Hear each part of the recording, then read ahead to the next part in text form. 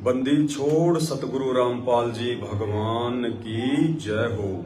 सत्साई भाई और बहनों, दया परमपिता परमेश्वर सतगुरु रामपाल जी भगवान की, जिनके शुभ आशीर्वाद से आज 27 अप्रैल 2024 आप और हम सभी सत्सेवक भाई बहन गुरुदेव भगवान के शुभ आशीर्वाद से छोटी सी सात संगति के लिए Facebook page Pawan Das is live के माध्यम से एक दूसरे के साथ में रूबरू हैं। भाई और बहनों, मर्यादाओं को लेकर थोड़ी बहुत ज्ञान चर्चा गुरुदेव भगवान के आशीर्वाद से हम करने वाले हैं, और उससे पहले हम परमपिता परमेश्वर सतगुरु रामपाल जी भगवान की स्तुति करेंगे, उनका जयकारा लगाएंगे। बंदी छोड़ सतगुरु रामपाल जी भगवान की जय हो। परमपिता परमात्मा सारी सृष्टि के रचनहार, कुल मालिक, असंख्य ब्रह्मांडों के स्वामी, जगत गुरु, तीनों लोकों में प्रवेश करके सबका पालन पोषण करने वाले राजाधिराज, आत्माधार, नाथों के नाथ, देवों के देव महादेव, सर्वेश्वर महेश्वर, मृत्युंजय, अजरो अमर, आदि अनादि सनातनी प्रभु, जगत पिता जगदीश्वर, श्री श्री 1008 की उपाधि के वास्तविक अधिकारी, अकाल मूरत शब्द स्वरूपी राम, वासुदेव, सर्वगतम ब्रह्म, परम पूज्य, प्रथम पूज्य, परम संत, परम पुरुष, परम धनी, परम दयालु, सत्य कबीर, हक्का कबीर, अल्लाहु कबीर, अल्लाहु अकबर, बाखबर, अल्लाह ताला, जगत के तारणहार, जगत के मुक्तिदाता, जगत के जगन्नाथ, हारे के सहारे, हिंदुओं के राम, मुसलमानों के अल्लाह, सिखों के वाहिगुरु, ईसाइयों के मसीह, दया के सागर दयानिधि, करुणा के सागर करुणानिधि, स्वयंभू परिभू, संकट मोचन, कष्ट हरण, मंगल करण, दुख भंजन, अविगत कबीर, निर्विकार निर्विषम परमात्मा, अलय अलेख सतगुरु, आदि अनादि सतगुरु, असली मर्यादा पुरुषोत्तम, असली राम, असली कृष्ण, असली मुरारी, असली घनश्याम, राजाओं के राजा, महाराजाओं के महाराजा, शहंशाहों के शहंशाह, सम्राटों के सम्राट, भगवानों के भगवान, अल्लाहों के अल्लाह, प्रभुओं के प्रभु, मसीहों के मसीह, सच्चे वाहिगुरु, बाबाओं के बाबा, पीरों के पीर, सेठों के सेठ, जगत सेठ, सावड़ सा सेठ, सर्वगुण संपन्न, अनंत कोटि कलाओं के स्वामी, अनंत कोटि ब्रह्मांडों के नायक, योगियों में महायोगी, ध्यानियों में महाध्यानी, सिद्धों में परम सिद्ध, ज्ञानियों में महाज्ञानी, परम ज्ञानी, तत्व ज्ञानी, ब्रह्म ज्ञानी, सर्वश्रेष्ठ ज्ञानी, युवा कबीर, समरथ कबीर, असमवात, अमित ओजा, सच्चे रहनुमा, करीम अल्लाह, सुभान अल्लाह, दुनिया के अंतिम पैगंबर, 8 सितंबर 1951 से गांव धनाना, जिला सोनीपत, हरियाणा, भारतवर्ष की पावन भूमि पे प्रकट रियल कल की भगवान, ब्रह्मा विष्णु महेश के दादाजी, सर्व आत्माओं के जनक, संत श्रोमणी सतगुरु रामपाल जी परमेश्वर जी के चरण कमल में अनंत कोटि दंडोत प्रणाम। सत्साई भाई और बहनों, दया पूज्य गुरुदेव भगवान की और सबसे बड़ी मेहर सतगुरु रामपाल जी भगवान की, जिन्होंने हम साध संगति से जुड़े हुए भगत भाई बहनों को अपनी विशेष रजा के योग्य बनाया। परमात्मा ने आप और हम सभी आत्माओं का ज्ञान योग खोला। इस कलयुग की बिचली पीढ़ी में परमेश्वर ने हमें मानव शरीर दिया। अरबों खरबों की जनसंख्या में से परमेश्वर ने हमें अपनी शरण में लिया, और अपनी शरण में लेने के बाद भी परमात्मा ने सबसे बड़ी जो रजा बख्शी है वो है साध संगति से जोड़ने की, क्योंकि परमात्मा का विधान है कि साध संगत हरि भक्ति बिन कोई न उतरे पार, निर्मल आदि अनादि है गंदा सब संसार। साध संगति से जुड़े बिना हम लाख जन्म भी परमात्मा की प्राप्ति के योग्य नहीं हो सकते। भले हमें पूर्ण परमात्मा मिल गए, उन्होंने हमें सत्य भक्ति दे दी, हर प्रकार की मान मर्यादाओं से अवगत करवा दिया, उसके बाद भी एक सबसे बड़ी कमजोरी, सबसे बड़ी एक कमी, जिस कमी के चलते असंख्य युगों से बार बार हमें इस पूर्ण परमेश्वर की प्राप्ति होने के बावजूद भी हम उस अविनाशी लोक सचखंड को प्राप्त नहीं कर पाए। और वो सबसे बड़ी हमारी जो कमी रहती है वो है अपने गुरुदेव को परमात्मा के रूप में स्वीकार ना करना। हर बार हम लोग यही गलतियां कर जाते हैं, गुरु को भगवान नहीं मान पाते। लोगों के कहने से, तरह तरह की बातें बनाने से या किसी जन्म में अक्सर ज्ञान ना होने की वजह से लोगों की बातों में आकर हम अपने गुरुदेव को परमात्मा नहीं मान पाते हैं। इस कमी को ये परमात्मा इस कलयुग की बिचली पीढ़ी में ही पूरी करवाता है। इसलिए परमात्मा साध संगतियां शुरू करवाता है। तो परमेश्वर ने 8 सितंबर 1951 को गांव धनाना, जिला सोनीपत, हरियाणा में प्रकट होकर अपने विधान अनुसार समय आने पर परमेश्वर ने हम सभी आत्माओं को जगाया। सत्संगों के माध्यम से अपनी आवाज लगा लगा के सभी अपने बच्चों को परमात्मा ने इकट्ठा किया, सबको अपना ज्ञान सुनाया, तत्व ज्ञान बताया। और आज हमारा सौभाग्य कि आज हम इस धरती के सबसे खुश नसीब इंसान हैं कि हमें पूर्ण परमात्मा नसीब है। आप और हमारा 84 लाख योनियों का महाकष्ट जो है वो कटने वाला है यदि हम पूर्णतया परमपिता परमेश्वर जी की मर्यादाओं में रहकर आजीवन उनके श्री चरण कमल में पड़े रहे तो। लेकिन भाई और बहनों, सबसे बड़ी बाधा जो बनेगी, सबसे बड़ा रोड़ा जो बनेगा उनके चरणों से दूर करने का, वो है मर्यादा, नियम।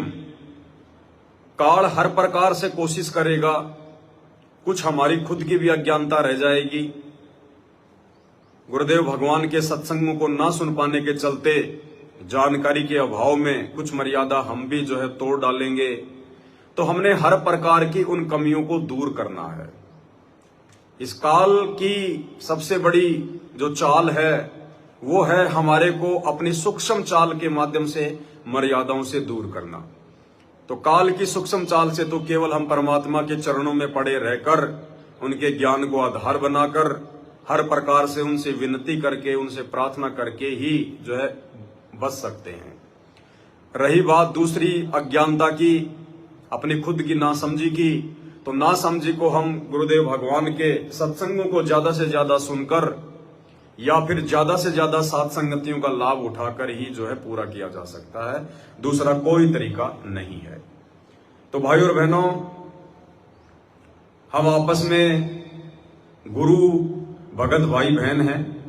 हम सबका गुरु एक ही है, परमपिता परमेश्वर सतगुरु रामपाल जी भगवान।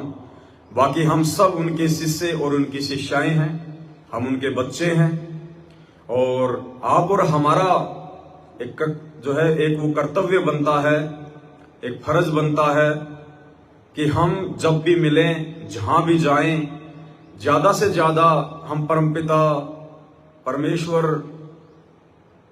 अपने गुरुदेव भगवान की महिमा में अपना समय जो है वो बिताएं। एक दूसरे भगत भाई बहन को समझाएं, यदि कोई कमी है उनके घर में, उनकी मर्यादाओं में, उनके भक्ति भाव में, तो हमारी जिम्मेदारी बनती है निर्भय होकर, निसंकोच होकर। हमें किसी प्रकार का कोई डर नहीं होना चाहिए, कोई भय नहीं होना चाहिए कि यदि मैं इस भगत जी को मैं इसकी ये कमियां बताऊंगा, इसके घर में मर्यादाओं को लेकर जो त्रुटियां हैं यदि मैं बताऊंगा, तो कहीं मेरे से नाराज ना हो जाए, मेरे से बोलना चालना बंद ना कर दे, मुझे अनदेखा ना कर दे। तो देखिए, इन सब बातों का कोई महत्व नहीं है। हमने केवल अपने परमपिता परमेश्वर सतगुरु रामपाल जी भगवान की नजरों से अनदेखा नहीं होना है। बाकी भगत चाहे हमें इज्जत दें, चाहे बेइज्जती करें, चाहे हमसे प्यार प्रेम से पेश आए, चाहे हमें अनदेखा करें, इन बातों को लेकर हमें कोई फर्क नहीं पड़ना चाहिए। परमात्मा कहते हैं कि भाई जेता मीठा बोल ही और तेता संत ना होए, और खरी खरी बाता कहें संत कहावे सोए। परमात्मा और उनके बच्चों के लक्षण होते हैं कि वो किसी भी बात को तोड़ मरोड़ कर पेश नहीं करते हैं, मीठा लगाकर पेश नहीं करते हैं, क्योंकि उनका अपना कोई भी निजी स्वार्थ नहीं होता है। भगत अगर नाराज हो तो लाख बार हो जाए, समाज अगर नाराज हो तो लाख बार हो जाए, रिश्तेदार अगर नाराज हो तो लाख बार हो जाए, हमारा गुरु भगवान नाराज नहीं होना चाहिए। उसके लिए जो कमियां आपको जहां भी दिखाई दे, मर्यादाओं में, भक्ति भाव में, यदि हम किसी भगत के संपर्क में हैं, हम उसके घर पर आते हैं, जाते हैं, तो ये हमारी जिम्मेदारी बनती है कि हम उस भगत भाई बहन को भी समझाएं और उन कमियों को सार्वजनिक करके, जो सार्वजनिक करने योग्य हों, ताकि दूसरे भगत भाई बहनों को भी एक शिक्षा मिले। अगर वही कमियां, वही गलतियां यदि किसी दूसरे के भी घर में हैं, तो ये सोशल मीडिया के माध्यम से परमात्मा ने हमें जो ये फेसबुक दिया है, यूट्यूब दिया है, इसके माध्यम से हम एक दूसरे भगत भाई बहनों को भी समझाएं, जागरूक करें। क्योंकि मर्यादा बचेगी तो भगत बचेगा, और भगत बचेगा तो भगवान का मिशन जो है वो सफल होगा। तो आप सबको पता है कि परमात्मा ने दास को सेवाओं के लिए संगत के बीच में भेजा हुआ है। जहां जहां परमपिता परमेश्वर सतगुरु रामपाल जी भगवान सत प्रेरणा करते हैं, वहीं वहीं दास जो है जाता है। और दास को यदि परमात्मा ने निमित्त बनाया है, यदि संगत में भेजा है, तो जाहिर सी बात है जरूर कोई न कोई उसका मकसद होगा, भले हमें ना पता हो उन सब बातों का। तो कहने का मतलब है ये लास्ट का समय चल रहा है। 18 अप्रैल 2024 निकल चुकी है। आगे का जो समय है वो पूर्णतया मर्यादाओं में रहकर गुरुदेव भगवान को प्रसन्न करने का समय है। अब भी यदि हमारे अंदर थोड़ी बहुत कोई कमी है, कोई त्रुटि है भक्ति भाव को लेकर, मर्यादाओं को लेकर, तो फिर भी हमारे पास में एक छोटा सा मौका है। वैसे 90% जो मौका है वो हम अपने हाथ से निकाल चुके हैं 18 अप्रैल 2024 के बाद। लेकिन थोड़ा बहुत जो मौका हमारे पास में बचा हुआ है, वो मौका परम पूज्य सतगुरु रामपाल जी भगवान के हिसार जेल से बाहर आने तक है। क्योंकि यदि हमने भगत बनना है, यदि हमने अपने गुरुदेव के हृदय में जगह बनानी है, यदि हमने सतलोक के लायक बनना है, तो अपने गुरुदेव भगवान के हिसार जेल से बाहर आने से पहले पहले हम बन सकते हैं। एक बार उनके जेल से बाहर आने के बाद, चाहे आप कितनी मर्यादा निभा लेना, कितने आप अच्छे भगत बन के दिखा लेना, कितनी आप भक्ति कर लेना, आप जी वो वस्तु प्राप्त नहीं कर पाओगे जिस वस्तु की प्राप्ति के लिए हम आत्माएं युगों युगों से भटक रही हैं, यानी सतलोक। एक मौका दिया है परमात्मा ने अपने आप को हम आत्माओं से दूर करके 2014 बरवाला कांड के बाद। जिन आत्माओं ने अपने कर्म फोड़ने थे बरवाला कांड में, उन्होंने फोड़ लिए, और परमेश्वर ने अपने हंसों की, अपने बच्चों की परीक्षा लेनी थी, अपने से दूर कर कर शारीरिक रूप से। शब्द रूप में तो परमात्मा हम सब के साथ में, पल पल साथ में है, लेकिन शरीर रूप से परमेश्वर ने अपने आप को हम आत्माओं से दूर करके एक परीक्षा ले ली कि देखता हूं मैंने 20-22 वर्ष तक दिन रात एक करके जो अनमोल ज्ञान इन आत्माओं तक पहुंचाया है, ये ज्ञान इन आत्माओं के हृदय में समाया भी है या नहीं समाया है। जो मेरा होगा वो तो मेरे वचन पर चलेगा, जो काल का होगा वो देखा देखी में चलेगा, भेड़ चाल में चलेगा। तो सबको पता है 90% आत्माओं की छटनी हो चुकी है।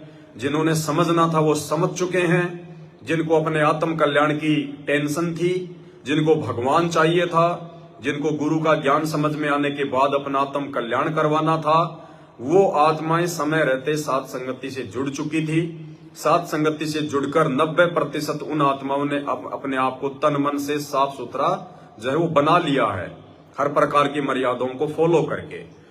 और जो केवल देखा देखी वाले हंस थे, जो परमात्मा के हीरे मोती लाल नहीं थे, उन आत्माओं के ऊपर सात संगतियों की वीडियो का कोई असर नहीं पड़ा। उन्होंने कभी भी अपने गुरुदेव भगवान के वचनों को, नियम और मर्यादाओं को महत्व नहीं दिया। कभी भी उन आत्माओं ने गुरुदेव के सत्संगों को आधार नहीं बनाया। जैसा उन्हें आश्रमों की तरफ से या गुरुदेव के कलयुगी बेटा बेटी, भाई बंधु, रिश्तेदार या कोऑर्डिनेटरों की ओर से जो भी मनमुखी आदेश दे दिया गया, उस आदेश को उन आत्माओं ने आंख बंद करके फॉलो कर लिया और पिछले कई वर्षों से लगातार अपनी मर्यादाएं तोड़ते आ रहे हैं। उनसे आप चाहे श्री राम की भक्ति करवा लो अयोध्या में भंडारा लगवा कर, या चाहे इन आश्रमों में बुलवा कर संत रामपाल जी की भक्ति करवा लो, उन्हें कोई फर्क नहीं पड़ता है, क्योंकि उनकी मर्यादा नहीं है। उनके ऊपर गुरुदेव भगवान का विशेष आशीर्वाद नहीं है, जिस कारण से उनका ज्ञान योग जो है वो बंद है। गरीब माया का रस पिया कर हो गए डामाडोल, और ऐसे सतगुरु हमें मिले ज्ञान योग दिया खोल।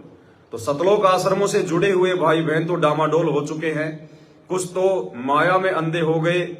माया में अंधे हो गए ये कोऑर्डिनेटर, गुरुदेव भगवान के बेटा बेटी, भाई बंधु रिश्तेदार, और जो संगत उनके पीछे लगी हुई है, उनके ऊपर मर्यादा टूटने के चलते गुरुदेव भगवान का आशीर्वाद नहीं है।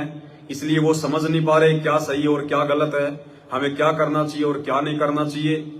साध संगतियों की जानकारी उन तक जो है पहुंच नहीं पा रही है। यदि पहुंच गई तो उनको डरा दिया गया, धमका दिया गया।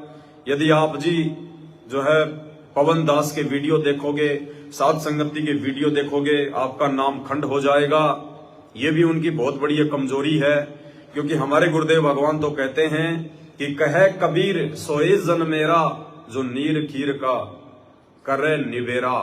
यानी मेरा सच्चा भगत वही है जो दोनों तरफ की बातों को देखेगा, सुनेगा, उसके बाद वो निर्णय करेगा कि क्या मेरे गुरुदेव भगवान के वचनों के अनुसार है, क्या मेरे गुरुदेव भगवान के सत्संगों के अनुसार है। यदि सही लगेगा तो वो अपना लेगा, और यदि उसको गलत लगेगा तो उसका साथ छोड़ देगा। लेकिन संगत में इतनी बुद्धि इस काल भगवान ने मर्यादाओं के टूटने के चलते नहीं छोड़ी है। तो ये दया परमपिता परमेश्वर की हम साथ संगति से जुड़े हुए भाई बहनों के ऊपर है। गरीब माया का रस पिया कर हो गए डामाडोल।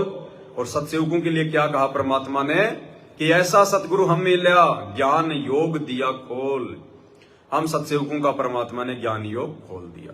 तो भाई और बहनों, कल मालिक ने दया बख्शी थी। कल दास उत्तर प्रदेश के आगरा शहर में था, अपने एक भगत भाई के जो है घर पे था। कल उन्होंने परमात्मा जी का बेड लगाया था। सभी भाई बहनों ने मिलकर परमात्मा जी से उस बेड के ऊपर विराजमान होने की, उस घर में विराजमान होने की विनती की थी, प्रार्थना की थी। कल परमेश्वर को भोग लगा और एक छोटी सी साध संगति की सत्प्रेरणा परमेश्वर ने की। तो दोपहर को हम लाइव भी आए थे 2:30 बजे, 1-1.5 घंटे परमात्मा ने ज्ञान चर्चा भी करवाई। उसके बाद हम आगे की यात्रा में निकल लिए। फिलहाल जो है हम कानपुर में हैं, एक बहन के घर पे रुके हुए हैं। छोटी सी साध संगति की परमात्मा ने सत्प्रेरणा की, लेकिन कुछ एक जो कमियां हैं वो दास को यहाँ पे जो है दिखाई दी। तो दास को परमपिता परमेश्वर जी ने प्रेरणा की कि वह लाइव आकर सभी को बताओ, ताकि छोटी से छोटी जो कमी है वो भी सभी भाई बहन मिलके जो है अपनी जो है दूर करें, अन्यथा आगे मौका नहीं मिलेगा। अगर हमने अब भी प्रथम तो गुरुदेव भगवान से इतना ज्ञान लेने के बाद और ऊपर से साध संगति से जुड़ने के बाद यदि हम मर्यादाओं में हल्का फुल्का भी कोई त्रुटि रखेंगे, भाई और बहनों, परमात्मा नाराज होंगे। समझदार जब हो जाता है कोई बच्चा, और वो बच्चा जिसको इस बात का पता है, जो लगभग 2-3 साल का हो चुका है कि बाथरूम कहां करना चाहिए, वो बच्चा यदि अपनी माँ की गोद में बाथरूम करता है तो माँ उसको मारती है, पीटती है, उसको थप्पड़ लगाती है। और एक 6 महीने का बच्चा जिसको नहीं पता कि बाथरूम कहां करना चाहिए, वो बच्चा यदि माँ की गोद में बाथरूम भी कर देता है तो माँ उसको मारती नहीं है, पीटती नहीं है। माँ उसको नीचे उतारती है, साफ करती है, उसके कपड़े चेंज करती है, फिर से उसको लाड़ प्यार करती है, क्योंकि माँ को पता है कि ये नादान है, अबोध है, अभी इसको ज्ञान नहीं है। तो भाई और बहनों, साध संगति से जुड़ने के बाद हम परमात्मा के समझदार बच्चे हो चुके हैं। भले ही उम्र में हमारे से बहुत बड़े बड़े भगत हैं, 60-60, 80-80 साल के भगत हैं। नाम के रूप में भी हमसे बहुत बड़े बड़े भगत हैं। किसी को 100 शब्द मिला हुआ है, किसी को 100 नाम मिला हुआ है, लेकिन ज्ञान के मामले में परमात्मा ने उन आत्माओं को बहुत छोटा बना रखा है। कहते हैं कि ज्ञानेन वर्धय, जो ज्ञान में बड़ा होता है असल में वो बड़ा होता है, जो उम्र में बड़ा है वो बड़ा नहीं होता। भले उसको सारनाम मिल गया, उसको सार शब्द मिल गया, भले उसकी उम्र 80 साल की है, भले 20 साल से उसने नाम ले रखा है, अगर वो आत्मा ज्ञान में कमजोर है तो भक्ति मार्ग में वो आत्मा बहुत छोटी है। और जो भगत परमात्मा का 2 साल से जुड़ा है लेकिन ज्ञान उसको समझ में आ गया, वो आत्मा भक्ति मार्ग में बड़ी है, क्योंकि भक्ति मार्ग में कोई भी सीनियर जूनियर नहीं चलता है। परमात्मा के मार्ग में सब उनके बच्चे हैं, सब एक समान हैं। तो कल दास यहाँ पे जो है कानपुर में आया अपनी एक गुरु बहन के जो है घर पे, और दोपहर का खाना हम लोग आगरा से खाकर निकले थे, कानपुर आ गए, बहन के हम घर पे आए, और आते ही फिर हमने परमेश्वर जी को जो है भंडारे का भोग लगाया, क्योंकि रात्रि के 8 के आसपास जो है वो बज चुके थे। तो सभी भाई बहनों ने मिलकर परमात्मा जी को भंडारे का भोग लगाया, सतगुरु रामपाल जी को छोटी भोग की आरती के साथ।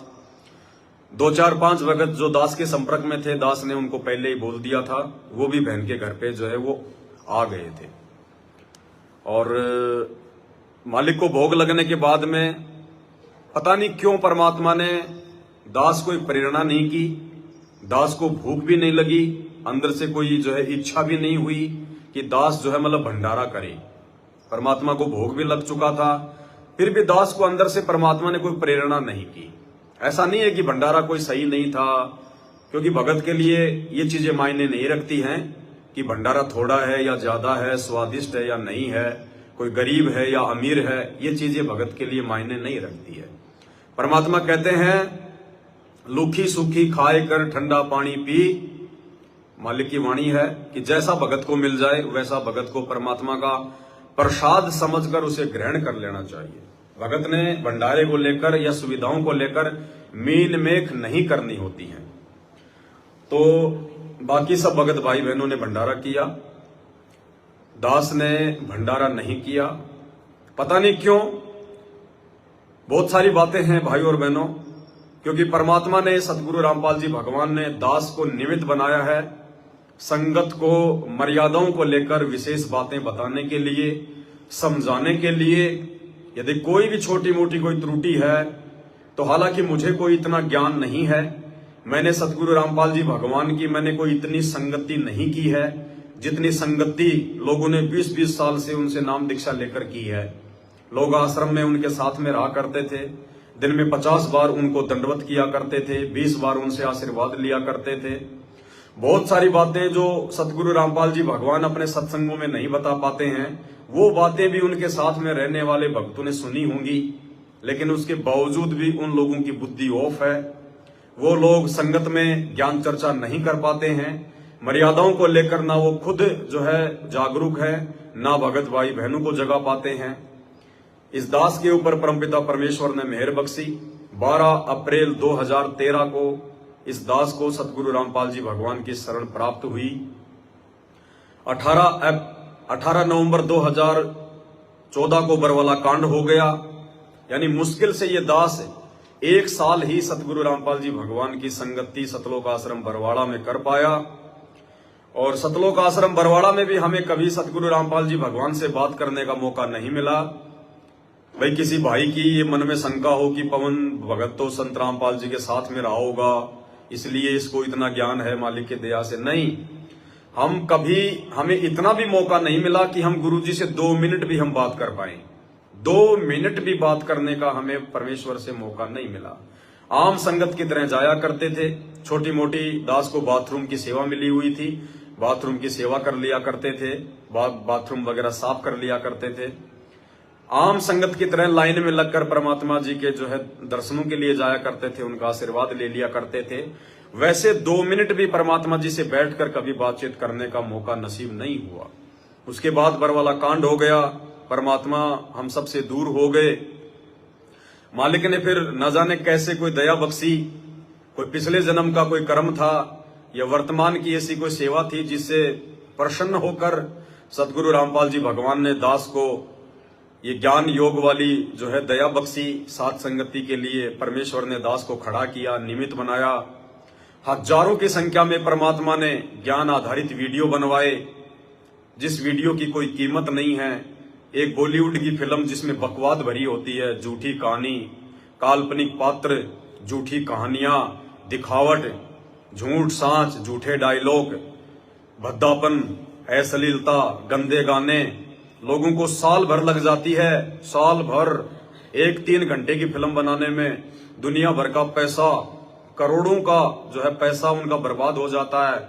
और समाज में फिर क्या पेश करते हैं वो? गंदगी, अश्लील गाने, भद्दे गाने, फूहड़ता। और यहां परमपिता परमेश्वर ज्ञान आधार से 3-3 घंटे, 4-4 घंटे दास को लाइव में सत्संगति करवाते हैं, जिन वीडियो की कोई कीमत नहीं है। अगर ये पृथ्वी एक तरफ रख दी जाए और सत्संगति के वीडियो एक तरफ रख दिए जाएं तो ये पृथ्वी का वजन थोड़ा है। वर्तमान में हो सकता है ये बातें हमें थोड़ी सी मजाक लगें, लेकिन आने वाले समय में जब तक ये विज्ञान चलेगी, लाखों वर्ष तक जब तक ये विज्ञान के ये उपकरण चलेंगे, ये टीवी चलेंगे, मोबाइल चलेंगे, जब तक सतगुरु रामपाल जी भगवान का भक्ति मार्ग चलेगा, तब तक ये सात संगति के वीडियो भी चलेंगे और आत्माओं को, मर्यादाओं को लेकर दृढ़ करते रहेंगे। तो परमेश्वर ने कोई प्रेरणा नहीं की अंदर से कि दास जो है बल्कि भंडारा करे। दास ने भी ज्यादा दिमाग नहीं लगाया, थोड़ी सी थकान भी हो रही थी, दास जो है सो गया। बहन ने एसी वगैरह जो है ऑन कर दी, दास जो है सो गया। बाकी जो भगत भाई बहन थे उन्होंने अपना भंडारा किया और रात को परमात्मा के शब्द वो गाते रहे, परमात्मा के साथ संगति वो करते रहे। और सुबह फिर जब दास उठा तो जैसे दास उठा तो दास की नजर एक दीवार पे गई। बहन का जो है ये 2 मंजिल का मकान है, नीचे भी है और ऊपर भी है। ऊपर परमात्मा जी का दरबार लगा हुआ है, ऊपर ही दास जो है सो रहा था, ऊपर ही सत्संगति हो रही थी।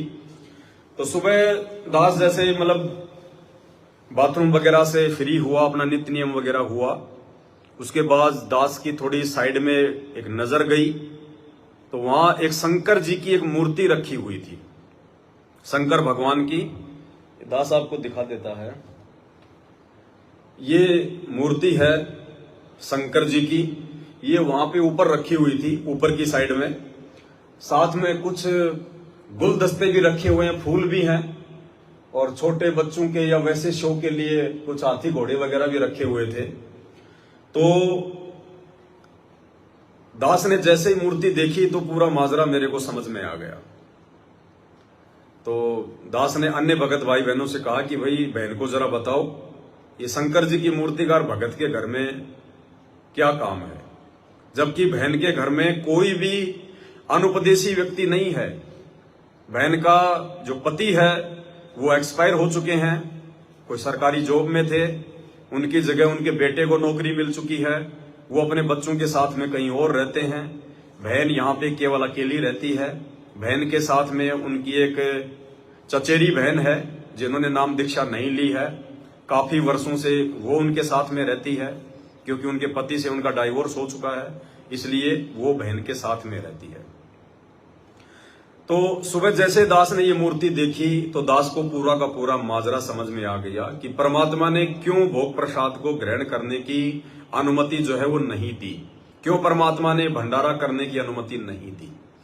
क्योंकि भाई और बहनों देखो, दूसरे भाई बहनों की तो धिक जाएगी, अन्य भाई बहन हैं, थोड़ा बहुत यदि नासमझी में उनकी मर्यादा टूट जाए तो उनको तो माफी है, लेकिन ये दास जिसको परमात्मा ने निमित्त बनाया है साथ संगति के लिए, और दास ने अपना तन मन धन मन कर्म वचन से सतगुरु रामपाल जी भगवान के चरण कमल में समर्पित कर दिया है। मेरे जीवन का दूसरा कोई मकसद नहीं है, कोई टारगेट नहीं है सिवाय अपनी भक्ति के और सतगुरु रामपाल जी भगवान की महिमा के। इसलिए मेरे से यदि अनजाने में भी कोई त्रुटि होनी होगी तो परमात्मा मुझे आगाह करेंगे, परमात्मा मुझे बचाएंगे, परमात्मा मुझे हर प्रकार की किसी भी गलती से, चाहे कोई भी कारण उनको बनाना पड़े, परमात्मा मुझे बचाएंगे। क्योंकि मेरे माध्यम से परमात्मा ने हजारों की संख्या में वीडियो बनवा दिए, हर प्रकार की मर्यादाओं को लेकर भगत समाज के लिए वीडियो बनवा दिए। अब यदि मेरे से कोई त्रुटि हो गई तो मेरे द्वारा बनाए गए वीडियो, मेरे शब्द किसी पर भी काम नहीं करेंगे और उल्टा मैं भगवान का दोषी हो जाऊंगा। तो परमेश्वर जिस आत्मा को निमित्त बनाते हैं अपने भक्ति मार्ग में, उस आत्मा को परमात्मा ही बचाते हैं। तो भाई और बहनों, भले ही बहन की आस्था इस शंकर जी की मूर्ति में नहीं है, हमें भी पता है इस बात का कि साध संगति से जुड़ने के बाद में आपकी आस्था किसी भी देवी देवता में हो ही नहीं सकती, बिल्कुल भी। लेकिन उसके बावजूद भी मूर्ति रूप में यदि किसी भी देवी देवता की फोटो या तस्वीर यदि आपके घर पर रखी हुई है तो उस घर में पूर्णतया सतगुरु रामपाल जी भगवान का वास नहीं हो सकता, बिल्कुल नहीं हो सकता। देखिए बहुत सारी बातें हैं, जैसे हमारे पास में मंत्र कार्ड हैं जो हम सुबह सुबह जो प्रथम मंत्र का जाप करते हैं, जिसका मंत्र कार्ड बना हुआ है, तो उस मंत्र कार्ड में 5 देवताओं की फोटो है। ब्रह्मा और सावित्री जी की फोटो है, गणेश जी की फोटो है, विष्णु लक्ष्मी जी की फोटो है, दुर्गा जी की फोटो है, शंकर पार्वती जी की फोटो है। लेकिन वो फोटोएं हमें नुकसान नहीं देंगी। वो फोटोएं यदि हमारे घर में है, वो मंत्र कार्ड यदि हम दरबार में रखते हैं या अपने घर पर रखते हैं, वो फोटोएं हमें नुकसान नहीं देगी, क्योंकि वो एक साधना के रूप में है। दूसरा, यदि आप मार्केट से कोई सामान लेके आए, आप कोई डब्बा खरीद के लेके आए और डब्बा किसी ऐसी कंपनी का है जो कि बजरंगबली को मानता है, कंपनी का मालिक, उसने अपनी कंपनी का नाम जो है मतलब बालाजी एंटरप्राइजेज रखा हुआ है, और उस कंपनी का जो लोगो है, उसका स्टिकर जिस पर बालाजी की, हनुमान जी की फोटो लगी है, उसने अपनी उस कंपनी के हर प्रोडक्ट के ऊपर जो है मतलब लगानी होती है। हम जो डब्बा लेके आए हैं बालाजी एंटरप्राइजेज कंपनी का, उसके ऊपर उस कंपनी का लोगो लगा हुआ है, बालाजी की फोटो लगी हुई है, हम अपने घर पर ले आए, काम में ले रहे हैं। तो ऐसी स्थिति में भी भगत को कोई दोष नहीं लगता। अगर उस डब्बे के ऊपर यदि किसी देवी देवता की फोटो है तो भी हमें कोई दोष नहीं लगता। यदि आप मार्केट से कोई घी का डब्बा ले आए हैं जोत जलाने के लिए, और घी का डब्बा जो है मतलब कि श्री कृष्णा शुद्ध घी के नाम से है और उसमें श्री कृष्ण जी की फोटो लगी हुई है, तो भी हमें कोई दिक्कत नहीं है। लेकिन यदि मूर्ति रूप में या सिंगल फोटो के रूप में साध संगति से जुड़ने के बाद, संत रामपाल जी भगवान के भगत होने के बाद यदि आपके घर में कोई अलग से फोटो रखी होगी, भले आप उसकी पूजा भी नहीं करते, भले आपकी उस फोटो में आस्था भी नहीं है, लेकिन परमात्मा का विधान टूटेगा। क्योंकि मालिक कहते हैं संत वचन पलटे नहीं, चाहे पलट जाए ब्रह्मांड। जब हम नाम दीक्षा लेते हैं तो उस समय परमात्मा हमें एक वचन में बांधते हैं, हमें एक नियम बताते हैं कि बच्चों, आपने अपने घर पर, अपने दरबार साहिब में अपने गुरुदेव भगवान के अतिरिक्त अन्य किसी भी साधु संत महात्मा की, किसी भी देवी देवता की, या आपके घर के पूर्वज जो मर चुके हैं उनकी फोटोएं बिल्कुल भी नहीं रखनी है। यदि ऐसा होगा तो भले आप भक्ति कर रहे हैं, लेकिन परमात्मा का पूर्ण आशीर्वाद आप जी प्राप्त नहीं कर पाएंगे। तो भाई और बहनों, विशेषकर साध संगति से जुड़ने के बाद, और जिस घर में पाठ प्रकाश की वाणियां चल रही हों, क्योंकि बहन ने भी पाठ प्रकाश की वाणियां मंगवाई हैं, यहां भी परमात्मा के दरबार में 24 घंटे अखंड वाणियां पाठ प्रकाश की पूज्य गुरुदेव भगवान के मुख कमल से जो है वो चल रही हैं।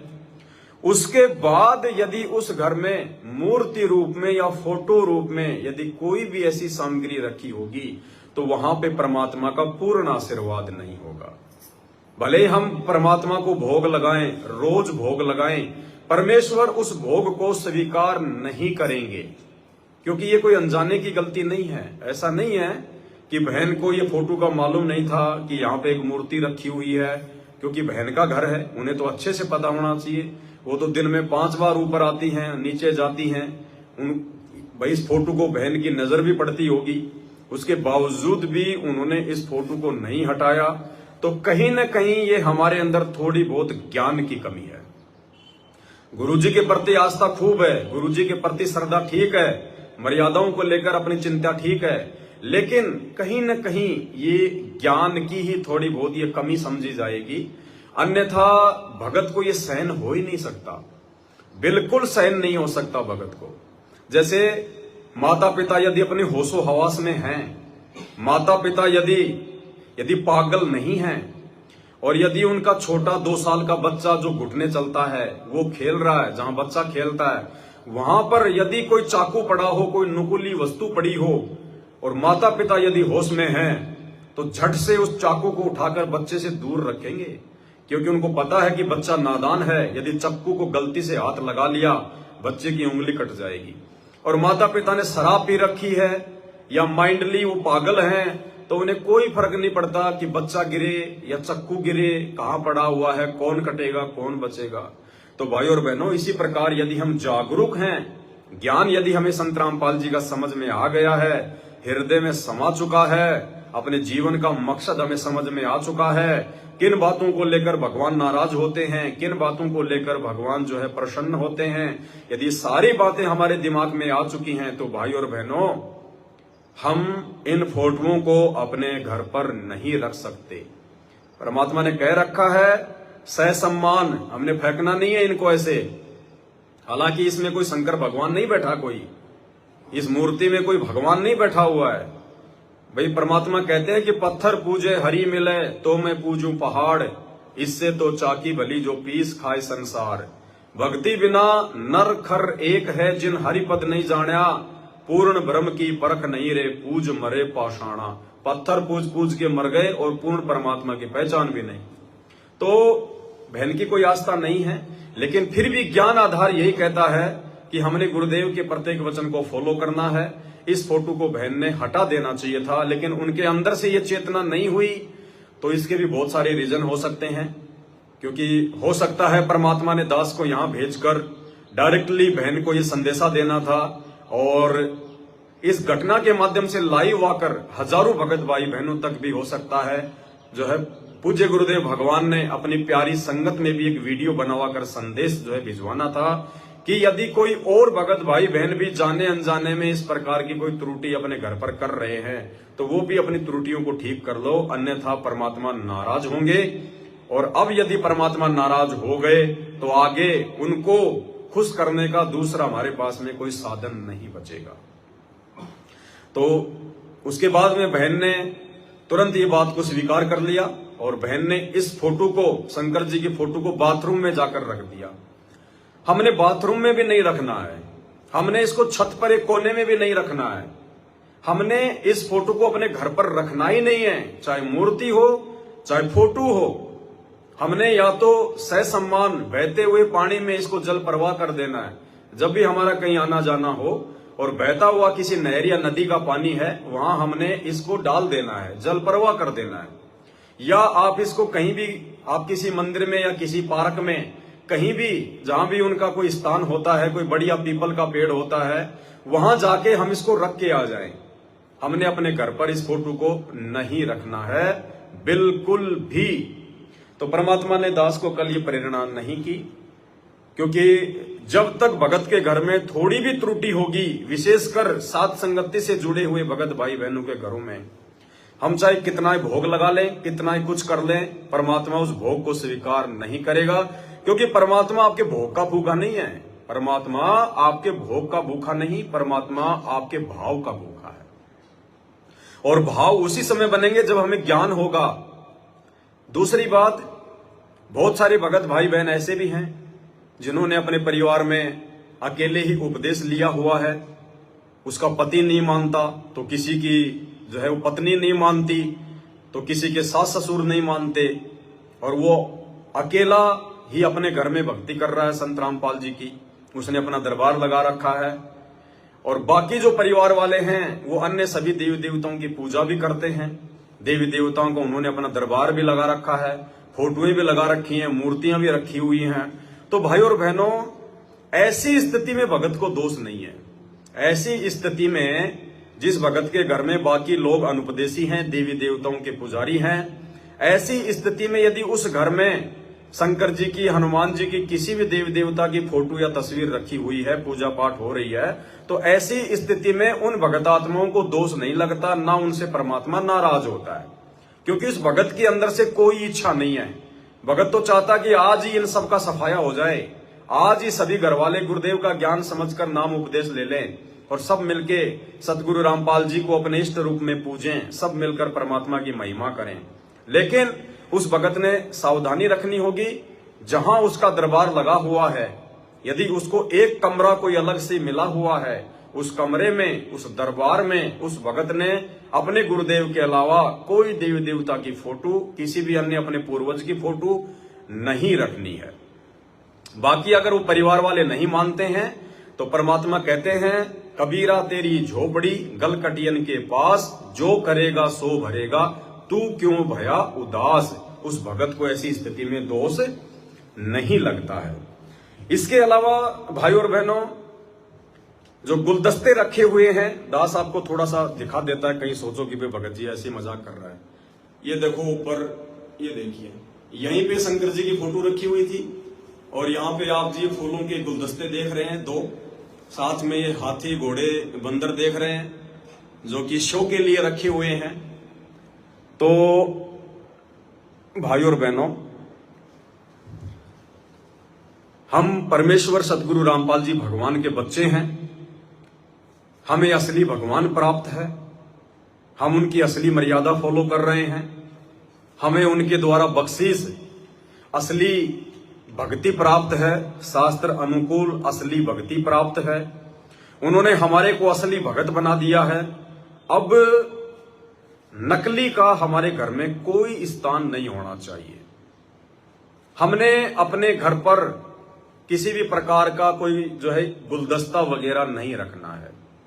बहुत सारे लोग अपनी अलमारी में, या जहां परमात्मा जी का दरबार लगा हुआ है वहां पर, या जैसे उनकी जो बैठक होती है बाहर, जो एक रूम होता है जिसमें कोई रिश्तेदार आके बैठता है, वहां पे कोई टेबल वगैरह लगी हुई है, वहां की जो अलमारी वगैरह हैं, जो खिड़कियां हैं, वहां पे शो के लिए, दिखावे के लिए, सुंदरता के लिए, डेकोरेशन के लिए गुलदस्ते रख देते हैं, फूल वगैरह रख देते हैं आर्टिफिशियल, हाथी घोड़े बंदर वगैरह जो है रख दिए जाते हैं। बच्चों के बड़े बड़े खिलौने जो टेडी बियर वगैरह, भालू बंदर वगैरह होते हैं, वो रख दिए जाते हैं। भाई और बहनों, ये चीजें भी परमात्मा को पसंद नहीं है। हम भगत हैं, हमारी इन चीजों में कोई रुचि नहीं बननी चाहिए। हमने दिखावा नहीं करना है बिल्कुल भी। साधु सोई जो सीधा चाल है, क्या दिखाएंगे हम क्या अपनी महिमा बनाएंगे? क्या हम अपने घर की महिमा बनाएंगे? क्या हम ये दिखाना चाहते हैं कि दूसरा व्यक्ति जब हमारे घर पर आए तो उसको लगे कि देखो इन्होंने कितना अच्छा मकान बना रखा है, कितना अच्छा इन्होंने फूल फाल लगा के, ये बंदर हाथी घोड़े रख के अपने घर का डेकोरेशन कर रखा है। हमने दुनिया को खुश नहीं करना, दुनिया को जो है प्रसन्न नहीं करना। साधु सोई जो सीधा चाल है, हमने सीधे साधे तरीके से अपना जीवन यापन करना है। भगत की सुंदरता हार श्रृंगार से नहीं होती है, डेकोरेशन से नहीं होती है, हाथी घोड़े से नहीं होती है, फूल और गुलदस्ते से नहीं होती है। भगत की सुंदरता उसके विचारों से होती है, उसके अच्छे सुकर्मों से होती है। भगत यदि भक्ति करेगा, मर्यादा में रहेगा, तो उसकी सुंदरता होगी। आज आप मीराबाई को देख लीजिए, कब मीराबाई ने सोने चांदी के गहने पहने, कब मीराबाई ने महंगे महंगे वस्त्र पहने, कब मीराबाई ने डेकोरेशन किया, फूलों से अपना कमरा सजाया, अपना दरबार सजाया। आज वो मीराबाई सबके दिलों में बैठी हुई है, सम्मान रूप में, जो है आदर के रूप में। मीराबाई के समय में ना जाने कितने राजा महाराजा थे, कितने पैसे वाले लोग थे, आज उनको कोई नहीं जानता, वो मर गए। लेकिन मीराबाई को आज बालक बालक जानता है, बच्चा बच्चा जानता है। और परमात्मा कहते हैं जब तक सूरज चांद रहेगा, परमात्मा के भक्तों का नाम रहेगा। तो ये सुंदरता, ये महिमा भाई और बहनों परमात्मा की भक्ति से, भगत के सादेपन से, भगत के सीधेपन से होगा।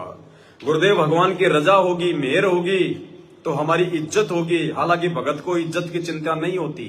भगत की कोई बेइज्जती करे, चाहे भगत को कोई इज्जत दे, अगर कोई भगत को इज्जत दे रहा है तो भगत उस इज्जत के बलबूते पर फूलता नहीं है, अहंकार में नहीं आता, भगत को कोई घमंड नहीं होता। और भगत की यदि कोई बेइज्जती कर दे तो भगत नाराज नहीं होता, भगत मायूस नहीं होता, भगत उससे राग द्वेष नहीं करता। तो भाई और बहनों, हम तो केवल आप जियों से हाथ जोड़ के विनती कर सकते हैं, प्रार्थना कर सकते हैं। यदि अपना बेड़ा पार करवाना है, सदगुरु रामपाल जी भगवान को प्रसन्न करना है, अपनी भक्ति को सफल बनाना है, तो हर प्रकार के नकली क्रियाकलापों से हमने बिल्कुल दूर हटना पड़ेगा। बिल्कुल, अगर आपके घर में कोई भी फूलों का कोई गुलदस्ता, भले ही आपको किसी ने वो गिफ्ट में दिया है, भले ही बहुत ज्यादा महंगा है, आपके किसी विशेष दोस्त ने, आपकी कंपनी वालों ने आपको दिया है, भले ही उसमें आपकी कंपनी का लोगो लगा हुआ है, बेस्ट लेबर अवार्ड लिखा हुआ है, बेस्ट मैनेजर अवार्ड आपको दिया है, यदि ऐसी कोई ट्रॉफी भी आपके घर पर, या ऐसा कोई चिन्ह जो कि कंपनियों की तरफ से दिया जाता है, बहुत बड़े बड़े जो संस्थाएं होती हैं उनकी तरफ से दिया जाता है कि इन्होंने हमारी कंपनी के लिए 1 साल में बहुत अच्छा काम किया, इन्होंने हमारी कंपनी को इतना आगे बढ़ाया, इनको बेस्ट मोटिवेशन का अवार्ड दिया जाता है। एक मोटा सा वो पत्थर का वजन, वो लकड़ी का वजन गोल गोल करके, चिकना चकना करके, कंपनी का नाम लिख के उसको ट्रॉफी के रूप में दिया जाता है, सम्मान के रूप में दिया जाता है। भाई और बहनों, यदि हम भगत हैं और सतगुरु रामपाल जी के भगत हैं, भले आप किसी भी कंपनी में काम करते हैं, किसी भी फैक्ट्री में काम करते हैं, उस कंपनी के प्रति आपकी जो जिम्मेदारियां हैं वो आप अपनी पूरी निष्ठा के साथ में निभाइए। लेकिन उस कंपनी की तरफ से जब आपको कोई सम्मान दिया जाए, जब आपको कोई प्रमाण पत्र दिया जाए, जब आपको कोई ट्रॉफी दी जाए, आपको किसी फंक्शन में सम्मानित किया जाए, माला पहनाई जाए, आपने बिल्कुल भी उन चीजों को स्वीकार नहीं करना है।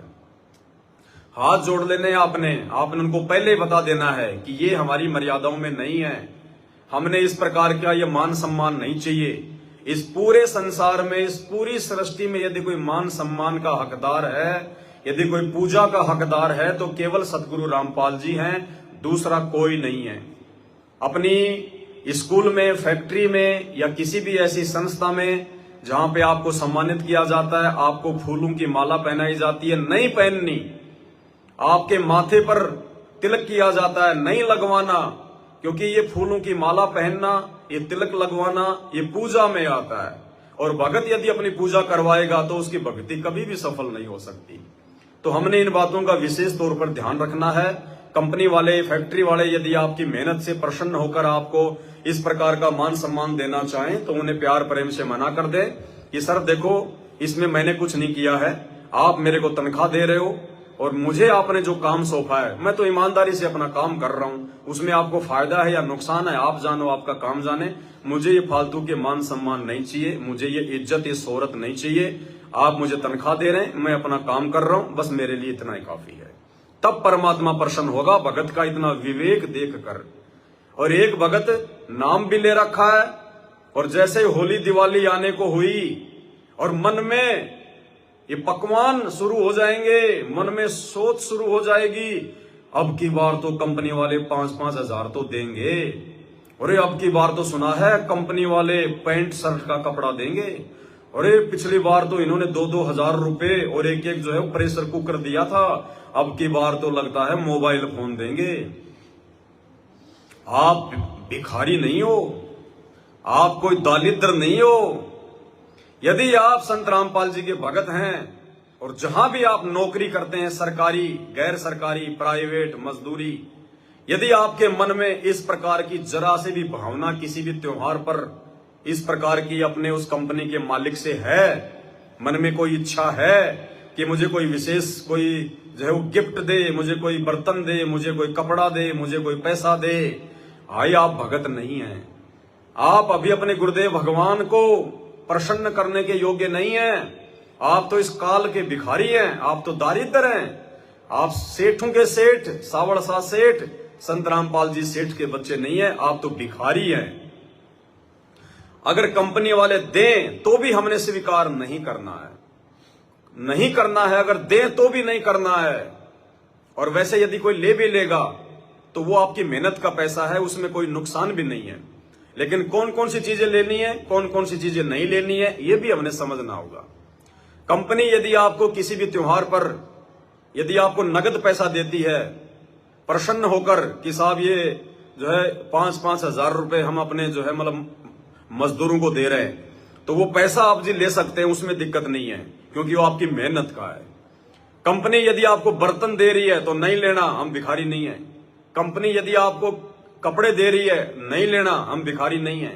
कंपनी यदि आपको मिठाई का डब्बा दे रही है, नहीं लेना, हम भिखारी नहीं है।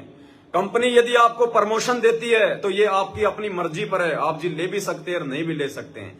यदि आपने अपने सिर में और ज्यादा जो है टेंशन करनी है, अपनी मेहनत को अपने और ज्यादा बढ़ाना है, तो आप जी क्योंकि फिलहाल तो आप जी सुपरवाइजर है, कल को कंपनी आपको मैनेजर बनाएगी, तो मैनेजर बनोगे तो आपकी जिम्मेदारी बढ़ेगी, ज्यादा समय आपको लोगों की देखभाल में, कंपनी के कागजों में देना पड़ेगा।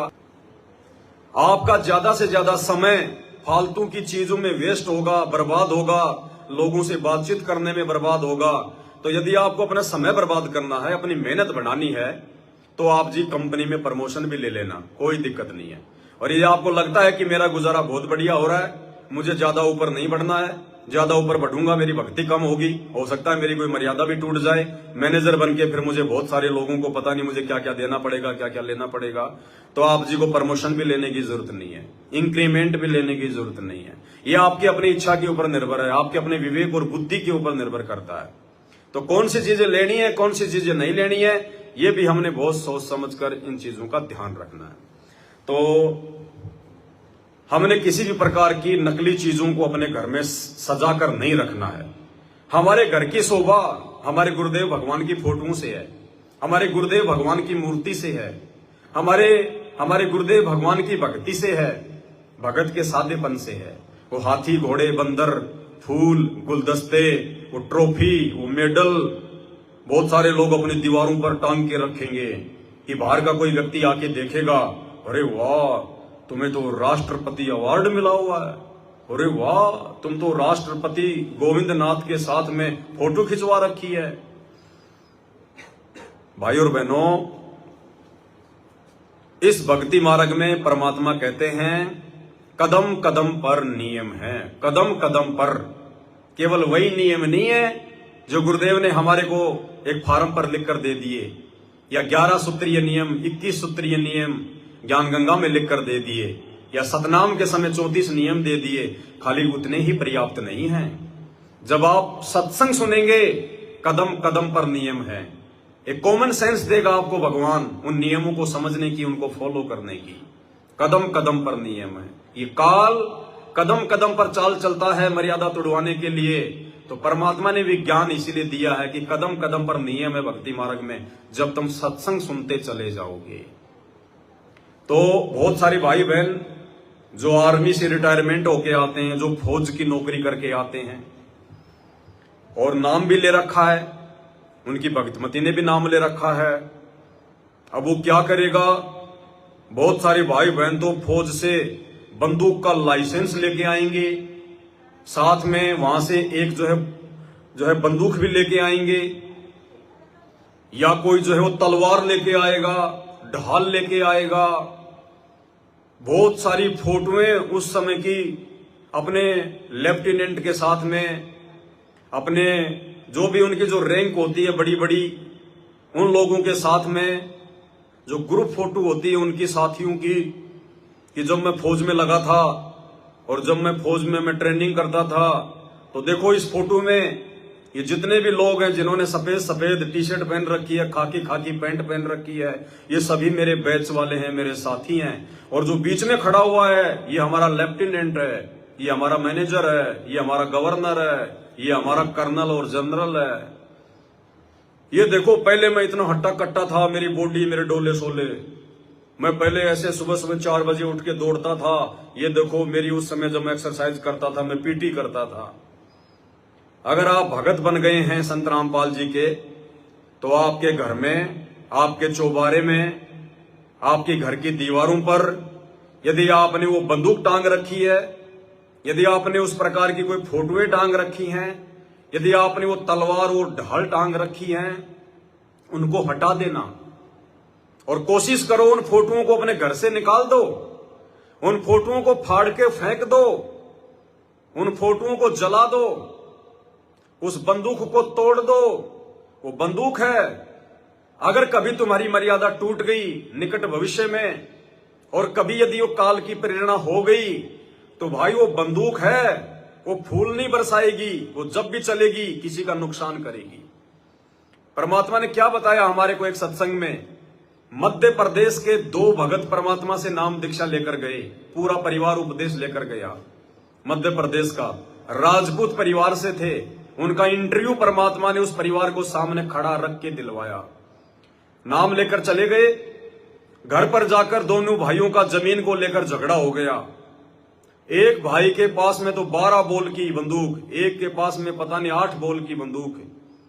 बड़े भाई ने छोटे भाई के ऊपर 12 बोल की बंदूक से हमला कर दिया।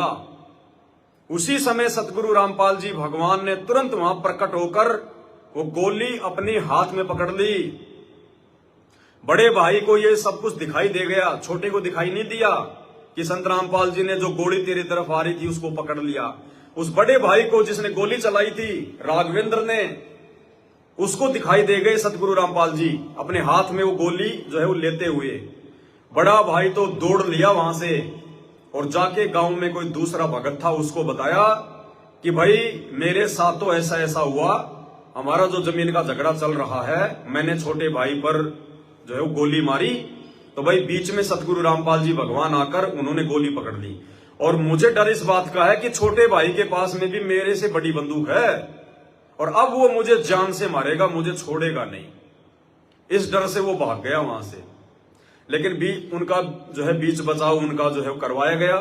जब उस भगत को इस बात का मालूम पड़ा कि मुझे मेरे गुरुजी ने बचा लिया है तो मैं क्यों मारूं उसको, फिर बाद में वो पूरा परिवार सतगुरु रामपाल जी भगवान के सत्संग सुनने के लिए सतलोक आश्रम बरवाला में आया। उस समय उन्होंने माफी मांगी, अपनी जो गलतियां थी उन्होंने वो सुधारी और वापस जाके अपनी भक्ति पर लगे। तो भाइयों और बहनों, भले हम भगत हैं लेकिन मर्यादा अगर टूट गई तो वो बंदूक जिंदगी में फूल नहीं बरसाएगी, वो नुकसान ही करेगी। वो एक मान बढ़ाई का सूचक है। जब तक आपके घर में वो बंदूक रहेगी, आपके घर पर वो बंदूक रहेगी, जब तक आपके घर में वो फोटोएं रहेंगी, वो फोटोएं चाहे आपकी आर्मी की हो, चाहे आपकी वो पुलिस के समय की हो, वो फोटोएं चाहे आप बहुत बड़े कोई पहलवान थे आपकी पहलवानी की हो, वो फोटोएं चाहे आपके छोटे छोटे बच्चों की हो, वो फोटोएं चाहे आपकी शादी का कोई एल्बम हो, जब तक आपके घर में रहेगा आपके लिए वो काल है, काल। आपके शादी की डीवीडी सीडी है उसको भी तोड़ दो, नष्ट कर दो, फेंक दो। कभी न कभी काल मन में प्रेरणा करेगा, चलो यार आज तो अपने बच्चों की फोटोएं देख लेते हैं। और जब हम अपने उन बच्चों की फोटोएं देखेंगे जो बचपन में छोटे छोटे थे, उन बच्चों को देखकर ये काल का बहुत बड़ा जाल है, अंदर से मोह ममता उमड़ेगी, मोह व्याप्त होगा, काल अपनी जगह बनाएगा। जब भी हम उन फोटोओं को देखेंगे, जब हमारी शादी हुई थी, आज तो हमारी 80 साल की उम्र, 70 साल की उम्र, चेहरे पे झाइयां पड़ गई, शरीर का वजन आधा हो गया, खोपड़ी में सफेद बाल आ गए, आंखों से दिखाई नहीं देता। और जब हम अपनी वो फोटो देखेंगे ब्याह शादी वाली, वो सुंदर सुंदर आपको अपनी पत्नी दिखाई देगी, आप हट्टे कट्टे दिखाई देंगे, आपके रिश्तेदार जो मर चुके हैं बेवजह वो आपको याद आएंगे। ये देखो फूफा जी, अरे वो फूफा जी हरियाणा वाले जो मर गए 5 साल पहले, देखो ये रहे हैं। क्या मतलब है, बाढ़ में गया फूफा बन रहा है गधा और तू फूफे को याद कर रहा है। भगवान याद करना चाहिए भगत ने, उन मरे हुए को क्या याद करना परमात्मा ने, जो समय जो गुजर चुका है उसको क्या याद करना हमने। भगवान ने याद करने के लिए बहुत सारी चीजें हमें दे दी, स्मरण करने के लिए बहुत सारी चीजें दे दी हैं। बचपन में आप जी पहलवान थे, आपने बहुत सारे पुरस्कार जीते हुए हैं। आपकी फोटोएं जब आप जी अपने बुढ़ापे में वो फोटोएं देखोगे, ओहो ये देखो मैंने हरियाणा के नारनौल के महेंद्रगढ़ में चरखी दादरी में मैंने वहां जीता था, ये फलाने फलाने पहलवान को मैंने 2 मिनट में नीचे गिरा दिया। अब मेरा भाई वो काल तुझे नीचे गिरा रहा है, वो काल तुझे इन फोटो को दिखा दिखा के तेरे अंदर वही भावना फिर से अंदर लाकर तुझे नीचे गिरा रहा है, तेरी आत्मा को कमजोर बना रहा है, तेरे अंदर वही मान बढ़ाई वाले भाव लेके आ रहा है। तुझे दुख होगा कि देख मैं पहले कैसा पहलवान था, टी शर्ट भी बड़ी टाइट टाइट आती थी, मेरे बाजुएं फटने को हो जाती थी, अब देखो मेरे से पानी की बाल्टी भी नहीं उठाई जा रही। तो भाई साहब ये चीजें भक्ति मार्ग में नहीं चलती हैं। अपनी शादी का एल्बम, अपनी शादी की video recording, DVD CD cassette, बच्चों के बचपन की फोटो, शादी का एल्बम, आर्मी पुलिस के समय की फोटोएं, किसी ऑफिस की किसी फैक्ट्री की फोटोएं, पुरस्कार लेती हुई फोटोएं, देवी देवताओं की फोटोएं, भाई साहब आग लगा देना, आग। अगर ये संदेशा आपको प्राप्त हो चुका है और आप संत रामपाल जी के भगत हैं, वीडियो आपको देखने को मिल रहा है, आज ही उन फोटोओं को परमात्मा को दंडोत करके आग लगा देना, वरना ना जाने कल आपका सतलोक जाने का टाइम है, 2 घंटे पहले आपका पोता एल्बम लेके आ जाएगा, दादाजी दादाजी देखो देखो फोटोएं, देखो देखो फोटोएं, बचपन में आप कैसे दिखाई देते थे। काल ठग लेगा वहीं पे। जहां आशा तहां बासा हुई, मन कर्म वचन सुमरियो सोई। तो भाई और बहनों, हर प्रकार की छोटी से छोटी कमजोरी को भी अब हमने जगह नहीं देनी है, ना अपने घर में ना अपने घट में। ये परमात्मा ने इतना हमारे को अजब और गजब का ज्ञान दे दिया। इस ज्ञान के बाद हमारी दृष्टि, हमारा तन मन से, हमारा जो समर्पण भाव, निष्ठा, लगन, ध्यान, सब कुछ भगवान की भक्ति में होना चाहिए। हमें अपने गुरुदेव भगवान की फोटोओं से प्रेम होना चाहिए। हमें गुरुदेव के उस जो है मतलब स्वरूप से जो है वो प्रेम होना चाहिए, ना कि उन बचपन की फोटोओं से, ना कि जवानी की फोटोओं से। तो इन बातों का भी हमने बहुत ज्यादा ध्यान रखना है, वरना भाई और बहनों बहुत बड़ा हम धोखा खा जाएंगे।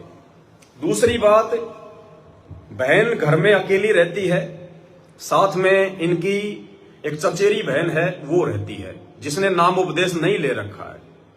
अब जब हम घर पर आए तो बहन ने बताया कि ये मेरी मामी की है क्या। उन्होंने बताया कि ये मेरी मामी जी की लड़की है और ये बचपन से हमारे साथ में रहा करती थी। बाद में उसकी शादी हो गई, बाद में कोई भी कारण बना हो, ससुराल वालों से वो अलग रहने लगी और 10-15 साल से फिलहाल वो बहन के पास में ही जो है रह रही है। तो बहन तो बिल्कुल हर प्रकार से मालिक की दया है, ना कोई नाक में पहन रखा। बहन की तकरीबन 65-70 साल की उम्र होगी, 70 साल की उम्र है बहन की।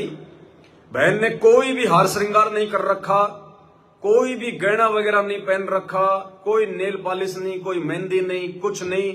सफेद बाल हैं, ना कोई मेहंदी वगैरह, कुछ नहीं। लेकिन जो बहन थी, इनकी जो चचेरी, उनकी उम्र तकरीबन कोई 45-50 के आसपास होगी, 45 साल की उनकी उम्र है। तो दास ने देखा, क्योंकि नजर तो जाएगी, हमें तो बिल्कुल ऐसा लगता है जैसे कहां आ गए, क्योंकि अब हम जहां भी जाते हैं, क्योंकि हमारे घर का माहौल भी ऐसा है, बिल्कुल साफ सुथरा, ना कोई बाहर का व्यक्ति आना ना जाना, ना कोई फालतू का दिखावा, ना पहनना। भगत के घर में भी जाते हैं तो वहां भी परमात्मा की दया है, वहां भी ऐसा कुछ नहीं होता। तो दास ने देखा कि बहन ने अपने दोनों पैर जो है बल्कि लाल कर रखे हैं, मेहंदी वगैरह लगाती होंगी। पैरों के अंदर वो चुटकियां आती हैं, पैरों की अंगुली में पहनने की जो अंगूठी आती हैं, फिर हाथों में चूड़ियां पहन रखी हैं, और भी सोने चांदी के आइटम फटरम। और बिल्कुल हमने तो चूड़ियों की आवाज ही बरसों बाद सुनी है। कहने का मतलब ये है, इस पवन दास ने तो चूड़ियों की आवाज इस बहन के घर पे आके सुनी है, नहीं तो दास ने तो चूड़ियों की आवाज सुने हुए कोई जमल की जमाना बीत गया। क्योंकि रिश्तेदारों में जाते नहीं फालतू में हैं, अपने घर में ऐसा कोई आडंबर, कोई पाखंड है नहीं, और फालतू के लोगों के साथ हमारी कोई उठा बैठी नहीं है जगत में। ना कोई यार दोस्त है हमारे, ना कोई मित्र है मेरा तो मित्र एक ही है, मेरा गुरुदेव भगवान। तमेव माता च पिता तमेव, तमेव बंधु च सखा तमेव। ना फालतू के लोगों के साथ में कोई उठा बैठ है। किसी भगत भाई के घर पे जाते हैं तो वहां भी पूर्णतया जो अमल की मर्यादा मिलती है। तो दास को तो ये चूड़ियों की आवाज सुने हुए जमाना बीत गया। इस घर में आकर मैंने देखा तो पूछा, तो पता चला कि भगत जी ऐसी ऐसी बात है। ये जो बहन है ये सत्संग भी सुन रही है परमात्मा के, तीनों समय की आरती भी करती है, मालिक का भोग भी लगाती है, सारा काम करती है। और लेकिन इसको पता नहीं अभी ये नाम से नहीं जुड़ पा रही। हम इसको समझाते हैं, लेकिन जबरदस्ती का मार्ग नहीं है, इसलिए हम किसी के ऊपर जबरदस्ती नहीं कर सकते। तो दास को देखो, वही बात है, परमात्मा जिस आत्मा को निमित्त बनाता है मर्यादाओं के लिए, तो फिर परमात्मा ही उस आत्मा को जो है वो बचाता है। दास बार बार आप सभी भगत भाई बहनों को एक संदेशा देता है, क्योंकि आपकी शंकाएं आती हैं।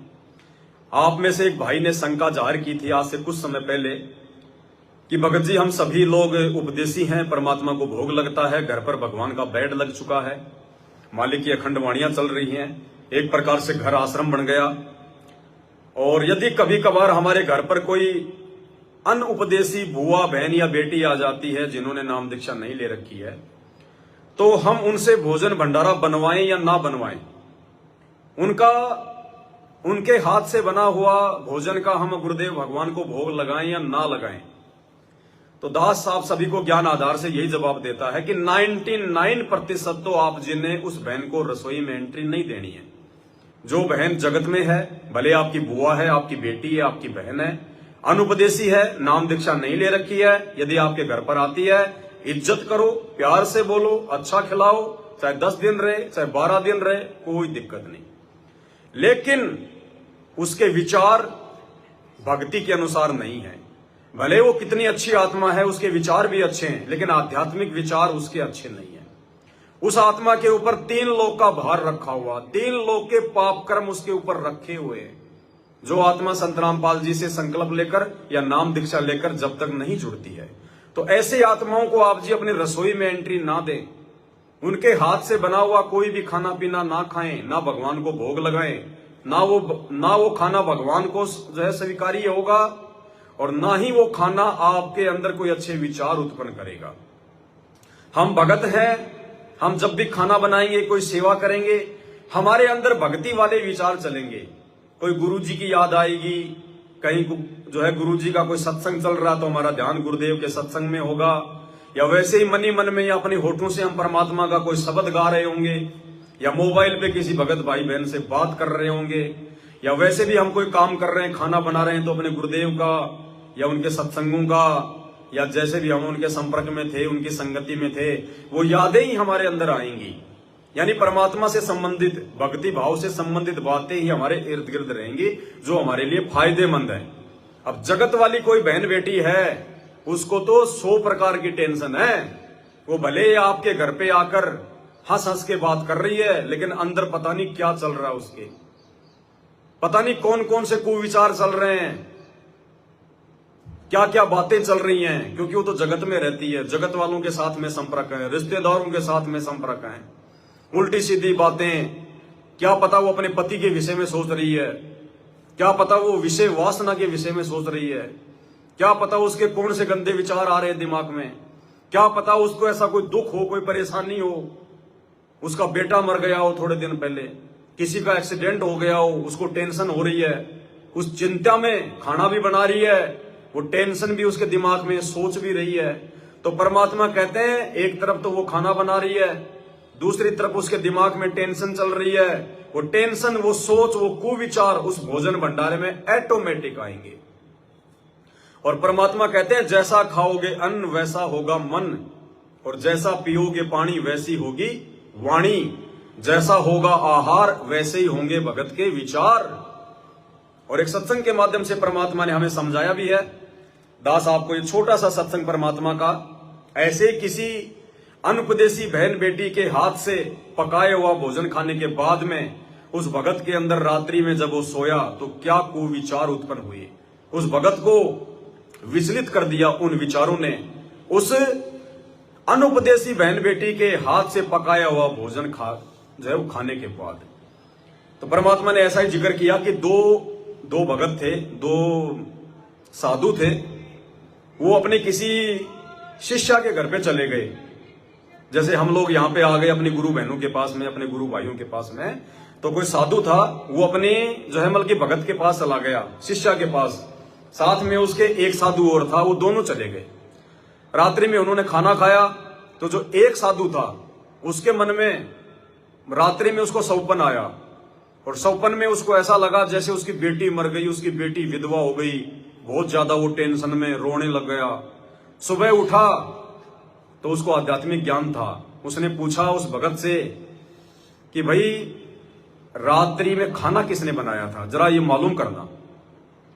तो मालूम किया तो पता चला कि उस बहन के घर पर उसकी कोई रिश्तेदार आई हुई थी और उसने खाना बनाया था। तो उस साधु ने कहा कि भाई इस बहन को कोई दिक्कत है क्या, इसको कोई तकलीफ है क्या। उसने कहा जी वैसे तो कोई दिक्कत नहीं है, लेकिन थोड़े दिन पहले इसकी बेटी विधवा हो गई और बेचारी रात दिन उसी की चिंता में रहती है।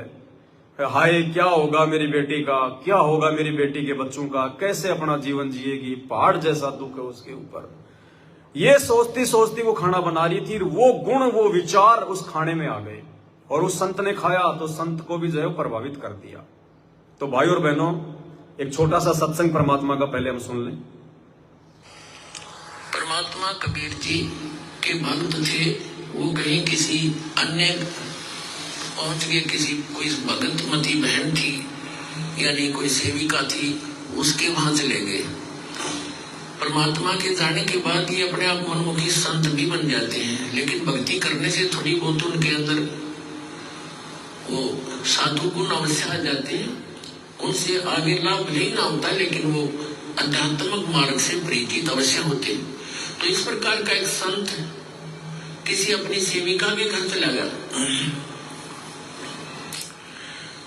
और गुरु जी आगे की सेवा श्रद्धालु खूब करते हैं। और उनके घर,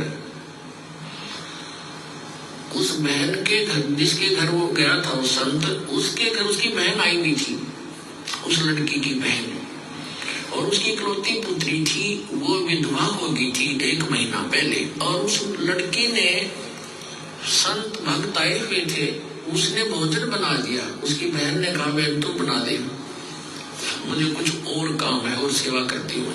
तो उस बहन ने वो भोजन बनाया, साधु संत ने खाया। सुबह उठ के उसको सारी रात सपने आए, मेरी बेटी विधवा होगी, ये भगवान क्या होगा, मेरी बेटी विधवा होगी, इसके तो बालक भी छोटे छोटे हैं, अब इसका क्या हाल होगा। आगे दूसरा पति, उसका भाई भी नहीं था पति का, बटेऊ का, अब इसका क्या रहा होगा, यानी इतनी चिंतित थी। तो सुबह उठ के उस संत ने कहा अपनी शिष्या से, बहन आज ये हमारा भोजन किसने बनाया था, ये कल रात का जो भोजन था ये किसने बनाया था।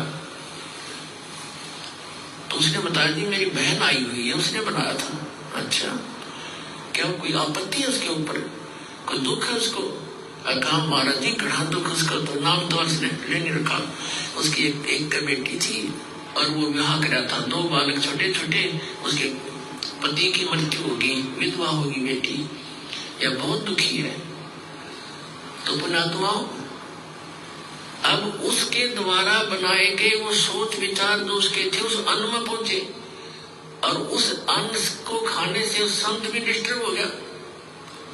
और इसी प्रकार आप इस भक्ति जैसे बहन बेटियां हैं, अब क्या करती हैं, मोबाइल पर परमात्मा चला दिए और बहुत से सिस्टम ऐसे चल गए हैं। ये इतना सहज मार्ग है पुण्यात्माओं, जैसे आरती करते हो, सुबह का नित्यनेम भी करते हैं, क्योंकि इसमें मानसिक काम नहीं है। जैसे खाना बनाना रूटीन है। अब जैसे गाड़ी चलाते हैं, अब उसमें मानसिक काम गढ़ा नहीं होता, अभ्यास हो जाता है इनका, अपने हाथों का अपने आप ही।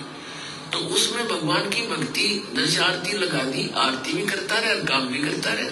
जैसे बहन आरती करती है या मंत्र करते करते नाम रोटी बना रहे हैं, मंत्र करने लगे, तो उनका असर उस अन्न में भी होगा और खाने वाले को भी वो अनुकूल करेगा, उसमें उसका लाभ देगा। तो इसी प्रकार ये साधना ऐसी है, इससे पूरे विश्व का कल्याण हो जाएगा।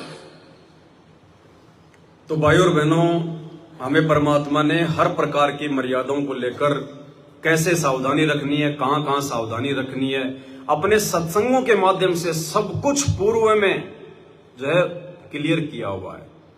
हम नहीं समझ पाए, हमारी बुद्धि इतना काम नहीं की, इसलिए परमात्मा ने 7 संगतियां रखवाई, हजारों वीडियो परमात्मा ने बनवा दिए। ये गुरुदेव का वीडियो दास आज आपको पहली बार नहीं दिखा रहा है, कई बार दिखा चुका है, बहुत सारे हजारों वीडियो बन चुके हैं। तो उस बहन के विचार उस भोजन में आ गए और संतों को जो है प्रभावित कर दिया। तो इसी प्रकार परमात्मा ने अब इस वीडियो में हमारे को एक जानकारी दी गुरुदेव ने कि परमात्मा के जाने के बाद कुछ भगत जो होते हैं वो मनमुखी हो जाते हैं, लेकिन परमात्मा से प्राप्त भक्ति के आधार से कुछ उनके अंदर चेतना होती है, जिसके कारण उस भगत को मालूम पड़ गया रात्रि में सौपन के माध्यम से कि मैंने जो भोजन खाया है वो क्या था, खाना चाहिए था नहीं खाना चाहिए था। तो देखो पुण्यात्माओं, परमात्मा की दया, उन साधु संतों को तो भोजन खाने के बाद में मालूम पड़ा और दास को परमपिता परमेश्वर सतगुरु रामपाल जी भगवान ने भोजन खाने ही नहीं दिया। दास को परमात्मा ने पहले आभास करवा दिया, घर में एंट्री होते ही परमात्मा ने दास को प्रेरणा कर दी, मालिक ने जो है मतलब दया बख्शी, कुछ परिस्थितियां भगवान ने ऐसी बना दी, दास को परमात्मा ने वो भोजन खाने नहीं दिया, क्योंकि असल में उस भोजन का भगवान को भोग लगा ही नहीं। भले हम सब ने मिलकर आरती कर दी, लेकिन फिर भी परमात्मा के विधान अनुसार उस भोजन का भगवान को भोग नहीं लगा। और भगवान जिस भोजन को स्वीकार नहीं करते, भोग नहीं लगाते, उस भोजन को खाना हमारे लिए जो है पाप खाने के बराबर है। गीता जी में ऐसा स्पष्ट लिखा हुआ है। जैसे हम आए बहन के घर पे, तो बहन ने जो है मतलब जलराम पकड़ा दिया और एक ट्रे, उस ट्रे में 2 प्लेट थी। एक प्लेट में तो आगरा के पेठे थे और दूसरी ट्रे में कुछ जैसे मतलब बर्फी वगैरह जो बनाते हैं। तो हमारी तो आदत है, हम बाहर का खाना खाते नहीं बिल्कुल भी, चाहे कोई सलाह जीती क्यों ना लेके आ जाए। नहीं खाना तो नहीं खाना, परमात्मा ने बंद करवा दिया तो करवा दिया।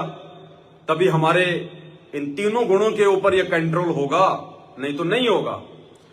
तो वो तो हमने बिल्कुल मना कर दिया सभी भगत भाई बहनों ने कि भाई ये बाहर का खाना तो देखो बहन हम नहीं खाते, आगरा के पेठे वगैरह। क्योंकि आगरा में हमारे एक भगत भाई की खुद की आगरा के पेठे की दुकान है। अब उनके घर पे जाते हैं तो वहां भी हम आगरा के पेठे नहीं खाते, और उस भाई की खुद की दुकान है पेठे की। पहले वो कोऑर्डिनेटर था, वो बाद में साथ संगति समझ में आ गई, वो कोऑर्डिनेटर के जो है पद को उसने जो है ठोकर मार दी, हट गया उस मैनेजमेंट से, बैठ के अपनी भक्ति कर रहा है। उस भाई की खुद की आगरा के पेठे की दुकान है, वो खुद भी आगरा के पेठे नहीं खाता, अपनी दुकान से वो पेठे नहीं खाता, केवल लोगों को बेचता है, खुद अपना सादा भोजन ही करता है। इतनी सावधानी हमने रखनी है। तो दास ने कहा कि बहन ये आगरा के पेठे तो हम खाएंगे नहीं, क्योंकि ये आपने अपने घर पे तो बनाए नहीं होंगे, ये तो आप बाहर से लाए होंगे। बोले हाँ। तो मुझको ये तो हम खाएंगे नहीं। तो बहन ने कहा कि ये जो बर्फी है ये हमने अपने घर पे बनाई है। तो 2 मिनट तो दास ने विचार किया, लेकिन फिर दास ने सोचा कि चलो भाई ठीक है, घर पे बनी हुई है। अब बहन ने अकेली तो बनाई नहीं होंगी, इनकी जो ये चचेरी बहन है इनका भी इनमें सहयोग होगा। फिर भी दास ने थोड़ा मान सम्मान के हिसाब से मतलब जो है 2-2 पीस हम सब ने उसमें ले लिए। और भाई और बहनों वो 2 पीस दास ने क्या खाए, पूरी रात मेरे को जाड़ा चढ़ गया। ये सब तो बढ़िया सोए, बढ़िया इन्होंने भजन गाए परमात्मा के, और मैं जो है वो चादर ओढ़ के सो गया। पूरी रात मेरा शरीर टूटने को हो रहा था, शरीर टूटने को हो रहा था पूरा। मतलब इस पवन दास को जरा सी भी गलती बहुत भारी पड़ेगी, जरा सी गलती भी यदि इस पवन दास ने की, क्योंकि मुझे परमात्मा ने उस समय संकेत किया था कि ये जो ये बर्फी है ये भाई अकेली तेरी गुरु बहन ने तो नहीं बनाई होंगी, इसके साथ में इसकी जो मौसी की जो रहती है जो लड़की, उसने भाई उसका भी तो इसमें कोई सहयोग होगा। लेकिन फिर भी दास ने परमात्मा के उस आदेश को अनदेखा कर दिया। देखो परमात्मा केवल आपको जो है कि प्रेरणा करेगा, आपके सामने खड़ा होकर नहीं कहेगा कि ये सही है गलत है। भक्ति की जो प्रेरणा होती है वो परमात्मा का आदेश होता है, और उसको फॉलो ना करना परमात्मा के आदेश को तोड़ना है। तो दास के अंदर ये विचार आ गए थे कि तुझे नहीं खाना चाहिए। फिर भी दास ने 1 पीस खा लिया, और 1 पीस क्या खाया, पूरी रात जो है वो चद्दर ओढ़ के सोता रहा। सुबह की आरती भी 6:30 बजे हुई है, जबकि 5 बजे करते हैं उठ के। मतलब इतना जो है मतलब प्रभावित हो गए अनुपदेशी व्यक्तियों के बनाए गए भोजन को खाने से, इतना प्रभावित हो गए। अब सुबह उठ के जब परमात्मा को दंडवत किया, माफी मांगी, अब जाके शरीर में आराम है। उसके बाद सभी ने परमात्मा जी को भोग लगाया, सुबह हलवे का लगाया, केले राम का भोग लगाया, मेवे का भोग लगाया। दास ने अभी तक वो भोग स्वीकार नहीं किया है। अगर हमारी खुद की जो गुरु बहन है, अगर वो खुद अपने हाथ से बनाएगी, या हमारे जो भगत भाई बहन आए हुए हैं यदि वो भोजन भंडारा बनाएंगे, वो फिर हम भगवान को भोग लगाएंगे, तब दास भोजन पानी जो है वो ग्रहण करेगा। और मुझे कोई भूख भी नहीं लग रही, ये भी देखो मालिक की दया। हमने कल खाना खाया था 12 बजे, दिन के 12 बजने वाले हैं, एहसास भी नहीं हो रहा कि भूख लग रही है बिल्कुल भी। ये भी मालिक की दया, नहीं तो काल प्रेरणा से भूख के चलते आदमी खा लेता कुछ न कुछ, लेकिन बिल्कुल ही भूख नहीं है, इच्छा ही नहीं है पानी का गिलास पीने की भी। ये भी मालिक की दया। तो अब मिलके सभी भाई बहन भंडारा बनाएंगे, भगवान को भोग लगेगा, उसके बाद में मालिक ने चाहा तो कुछ खाएंगे पिएंगे। अब बहन जो यहां रह रही है, अब बहन के मन में ये विचार आएंगे कि भाई मेरे पास तो ये रह रही है, काफी समय से रह रही है, इसकी भी बेचारी की जो है मजबूरी है, इसके पति ने इसको छोड़ा हुआ है, इसको भी मैं कहीं बाहर नहीं निकाल सकती, तो अब मैं क्या करूं। तो बहन जी देखो, मजबूरी की बात अलग है, यदि हमारे हाथ पैर काम ना करें तो एक बात अलग है, लेकिन भोजन भंडारे को लेकर तो हमने खुद ही थोड़ी बहुत मेहनत करनी पड़ेगी। कोशिश करो आप खुद ही परमात्मा का भोजन बनाओ, आप खुद ही अपने लिए भंडारा बनाओ। कोशिश करो वो बहन अपना भंडारा जो है वो अलग से बनाए। हाँ, बाकी जो सामान है, जैसे बहन के कोई जो है वो कपड़े धोने, घर में झाड़ू पोछा करना, उसमें वो बहन सहयोग जो है वो दे सकती है, उसमें दिक्कत नहीं है। लेकिन जो चीज डायरेक्ट हमारे को जो मतलब प्रभावित करेगी, जैसे ये खाना पीना होता है, डायरेक्ट हमारे को प्रभावित करता है क्योंकि हमारे अंदर जाता है, वो चीजों से हमने बचना है। तो कोशिश करो बहन, जब तक आपके हाथ पैर काम कर रहे हैं, आप खुद ही भगवान का भोग बनाओ, खुद ही आप अपना भंडारा बनाओ और मालिक को भोग लगाओ, उसके बाद खाओ। जिस दिन आपको लगे कि मेरे हाथ पैर काम नहीं कर रहे, उसके बाद आपकी मजबूरी होगी, उस समय फिर आपको दोष नहीं है। और उस बहन को भी समझाओ, थोड़ा सा उसको प्यार प्रेम से समझाओ, क्योंकि देखो एक तो होती है मजबूरी, जैसे आप किसी के घर में रह रहे हैं, तो आप तो किसी के घर में रह रहे हैं, तो आप तो दबाव में रह सकते हैं, आप तो मजबूरी में रह सकते हैं, लेकिन आपके घर में कोई रह रहा है तो आप उनको समझाओ फिर, क्योंकि आपकी मजबूरी नहीं है। उस बहन ने जो हार श्रृंगार वगैरह जो किया हुआ है, सारा सब कुछ, नेल पॉलिश वगैरह टोटली जो होता है सब कुछ किया हुआ उन्होंने, जबकि उसके पति ने छोड़ा हुआ है, फिर काहे का हार श्रृंगार। उनको तो समझ में आ जानी चाहिए ये बातें कि तेरा जीवन तो जो मतलब नरक बना दिया। तो जो पूजा पाठ जो कर रही थी, जो बचपन से है, वो पूजा पाठ वो करते करते भी वो पंडितों ने तुझे 7 फेरे दिलवाए थे, देवताओं की सौगंध खिलवाई थी, तेरे पति ने कहा था 7 फेरे ले रहा हूं, 7 जन्म तक तेरा पीछा नहीं छोड़ूंगा, 1 जन्म भी नहीं निभाया। तो क्या दिया उन देवी देवताओं ने, उन भगवानों ने, उन पत्थरों ने। तो उस बहन को तो ज्ञान आधार से सब कुछ तोड़ देना चाहिए, फोड़ देना चाहिए। जब तेरे सुहाग ने तेरे को छोड़ दिया तो तू कौन सी निशानियां पहन रही है, तू किसको दिखा रही है? जब तेरा पति नहीं देखना चाहता तेरे को, तो तेरे हार श्रृंगार को तू पहन के और किसको दिखाना चाहती है? तो ये अज्ञानता है, मूर्खता है। तो बहन को समझाना चाहिए, मानती है तो ठीक है, नहीं तो आगे का क्या डिसीजन है वो तो बहन ने स्वयं लेना है, हम उनके ऊपर ज्यादा दबाव नहीं दे सकते। ये बहन की अपनी भक्ति का मामला है, क्योंकि जिस घर में पाठ प्रकाश शुरू हो जाता है, जिस घर में परमात्मा स्वयं विराजमान हो जाते हैं, उस घर में फिर ये हार श्रृंगार वगैरह के लिए जगह नहीं होती है बिल्कुल भी।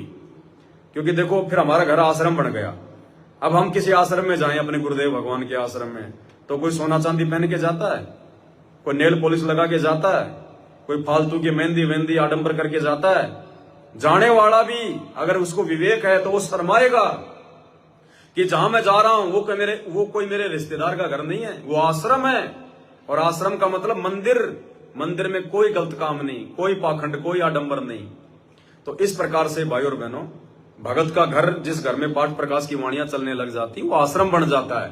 और आश्रम के हिसाब से फिर हमने रहना होता है, अगर परमात्मा की पूर्णतया अगर आपको लाभ चाहिए तो।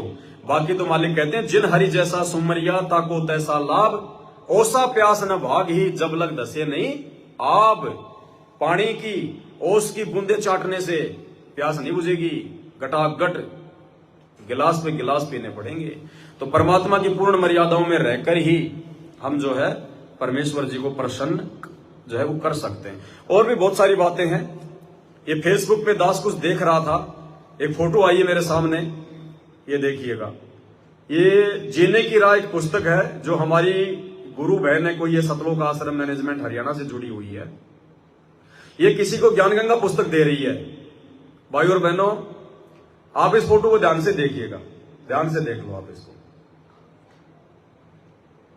एक तो हमारी गुरु बहन है और एक ये जगत वाली बहन है। लेकिन इस फोटो को देखकर आपको लगेगा कि मर्यादाओं में तो वो जगत वाली बहन है। संत रामपाल जी की जो शिष्या है वो मर्यादाओं में नहीं है। इसके अंदर एक भगत के लक्षण नहीं दिखाई दे रहे, भगत के लक्षण फिर भी जगत वाले में दिखाई दे रहे हैं। संत रामपाल जी की शिष्या को देखिए, सर के बाल माँ दुर्गा की तरह फैला रखे, खुले हुए हैं। इसने सर के बाल नहीं बांध रखे, फैले हुए हैं। क्या दिखाना चाह रहे हो भाई? किसको दिखाना चाह रहे हो भाई? क्या साबित करना चाह रहे हो? जगत वाली बहन ने अपने बालों को व्यवस्थित कर रखा है, बांध रखा है। लेकिन संत रामपाल जी की शिष्या जो ज्ञान प्रचार कर रही है, जो ज्ञान समझा रही है, अरे अभी तो आपने ज्ञान समझने की जरूरत है। आपके सामने जो जगत वाली बहन है, जिसने लाल लाल ये चुंदरी पहन रखी है, उसने अपने बालों को ठीक कर रखा है, और तुम क्या कर रखी हो? अपने बालों को फैला रखा है। ये संत रामपाल जी की शिष्याओं के लक्षण नहीं है। भले आपने नाम उपदेश ले लिया, लेकिन असल में आप संत रामपाल जी की शिष्या नहीं हो। आप अपने बालों को देखिए, अपनी हालत को देखिएगा। जगत वाली बहन को देखिएगा। जगत वाली बहन ने जो कपड़े पहन रखे, ढीले ढाले पहन रखे हैं, सभ्य कपड़े पहन रखे हैं। लेकिन हमारी जो गुरु बहन है, जो सतलोक आश्रम से जुड़ी हुई है, आप इसका ये कुर्ता देखिएगा। आप कुर्ता देखिए कितना टाइट है। शरीर के जो अंग हैं वो जो है बल्कि उभरे हुए दिखाई दे रहे हैं। परमात्मा ने कहा कि ढीले ढाले कपड़े पहनो, सादे कपड़े पहनो। जगत वाली बहन को देखिए, उसकी जो ये चुनरी है उसके हाथों के नीचे तक है। हमारी बहन को देखिए, इसकी जो बाजुएं हैं ऊपर तक चढ़ी हुई हैं। जबकि संत रामपाल जी का आदेश है, माता बहनें जो कपड़े पहने, जो ब्लाउज वगैरह पहने, उनकी जो ये आस्तीन होती है, जो बाजू होती है, वो कोहनी के नीचे तक होनी चाहिए, और ढीले ढाले होने चाहिए, टाइट नहीं होने चाहिए ब्लाउज वगैरह, कुर्ते वगैरह। देखिए बहन का, ये देखिए बाजू सलमान खान की तरह कहां चढ़ा रखा है। ये भक्तों को शोभा नहीं देता। बहन का जो कुर्ता है वो देखिए छोटा सा है, छोटा सा कुर्ता, वो कमर तक आ रहा है, और टाइट कितना है आप देख लीजिएगा। तो ये भक्तों के लक्षण नहीं है। भाई और बहनों, बहुत कमियां हैं। हम जगत को तो ज्ञान समझा रहे हैं, ज्ञान गंगा देकर, और खुद देखिए ये जगत वाली तो लग रही है कि भगत है, और ये भगत लग रही है ये जगत वाली है। बिल्कुल उल्टा हो रहा है काम। तो साथ संगत से जुड़े हुए भाई बहनों ने हर प्रकार से मर्यादित रहकर अपने गुरुदेव भगवान को प्रसन्न करना है। हमने ना समाज को देखकर चलना, ना रिश्तेदारों को देखकर चलना, ना कोई जगत को देखकर चलना, ना हमने अपने ही उन भगत भाई बहनों को देखकर चलना जो गुरुजी के वचनों के जयमल की विरुद्ध चल रहे हैं। गुरुजी के ज्ञान को अच्छे से ना समझ पाने के चलते भेड़ चाल में चल रहे हैं, देखा देखी में चल रहे हैं। वो हमारे लिए दुश्मन है, वो हमारे गुरु बहन भाई नहीं है। यहां भगवान के अलावा भगत का कोई नहीं है, गुरु के अलावा भगत का कोई नहीं है, ध्यान रखना। इसलिए अपनी सावधानी स्वयं रखो, किसी और की देखा देखी ना चलो, किसी के पीछे ना चलो कि वो बहुत अच्छा भगत है, बहुत अच्छी बहन है। कुछ नहीं है, 2 मिनट में अपना रंग दिखा देगी, दिखा देगा, पता भी नहीं चलेगा। इसलिए भक्ति मार्ग में केवल अपने गुरु को आधार बनाकर, अपने गुरु जी के ज्ञान को आधार बनाकर ही सफल हुआ जा सकता है। आपस में भक्तों की देखा देखी चलकर हम नीचे गिरेंगे, आगे नहीं बढ़ सकते। तो भाई और बहनों, अब साध संगति के समापन में परमपिता परमेश्वर जी का एक शब्द है, सभी भाई बहन मिलकर गाएंगे। और इस शब्द में यही समझाया गया है कि सत्संग मोक्ष की धारा, कोई समझे राम का प्यारा। राम का प्यारा मतलब उस कबीर परमात्मा सतगुरु रामपाल जी का जो विशेष, जो कृपा पात्र होगा, वही समझ पाएगा उनके सत्संगों को, उनके नियमों को, उनकी मर्यादाओं को। बाकी लोग ढोंग करेंगे, दिखावा करेंगे, ड्रामा करेंगे।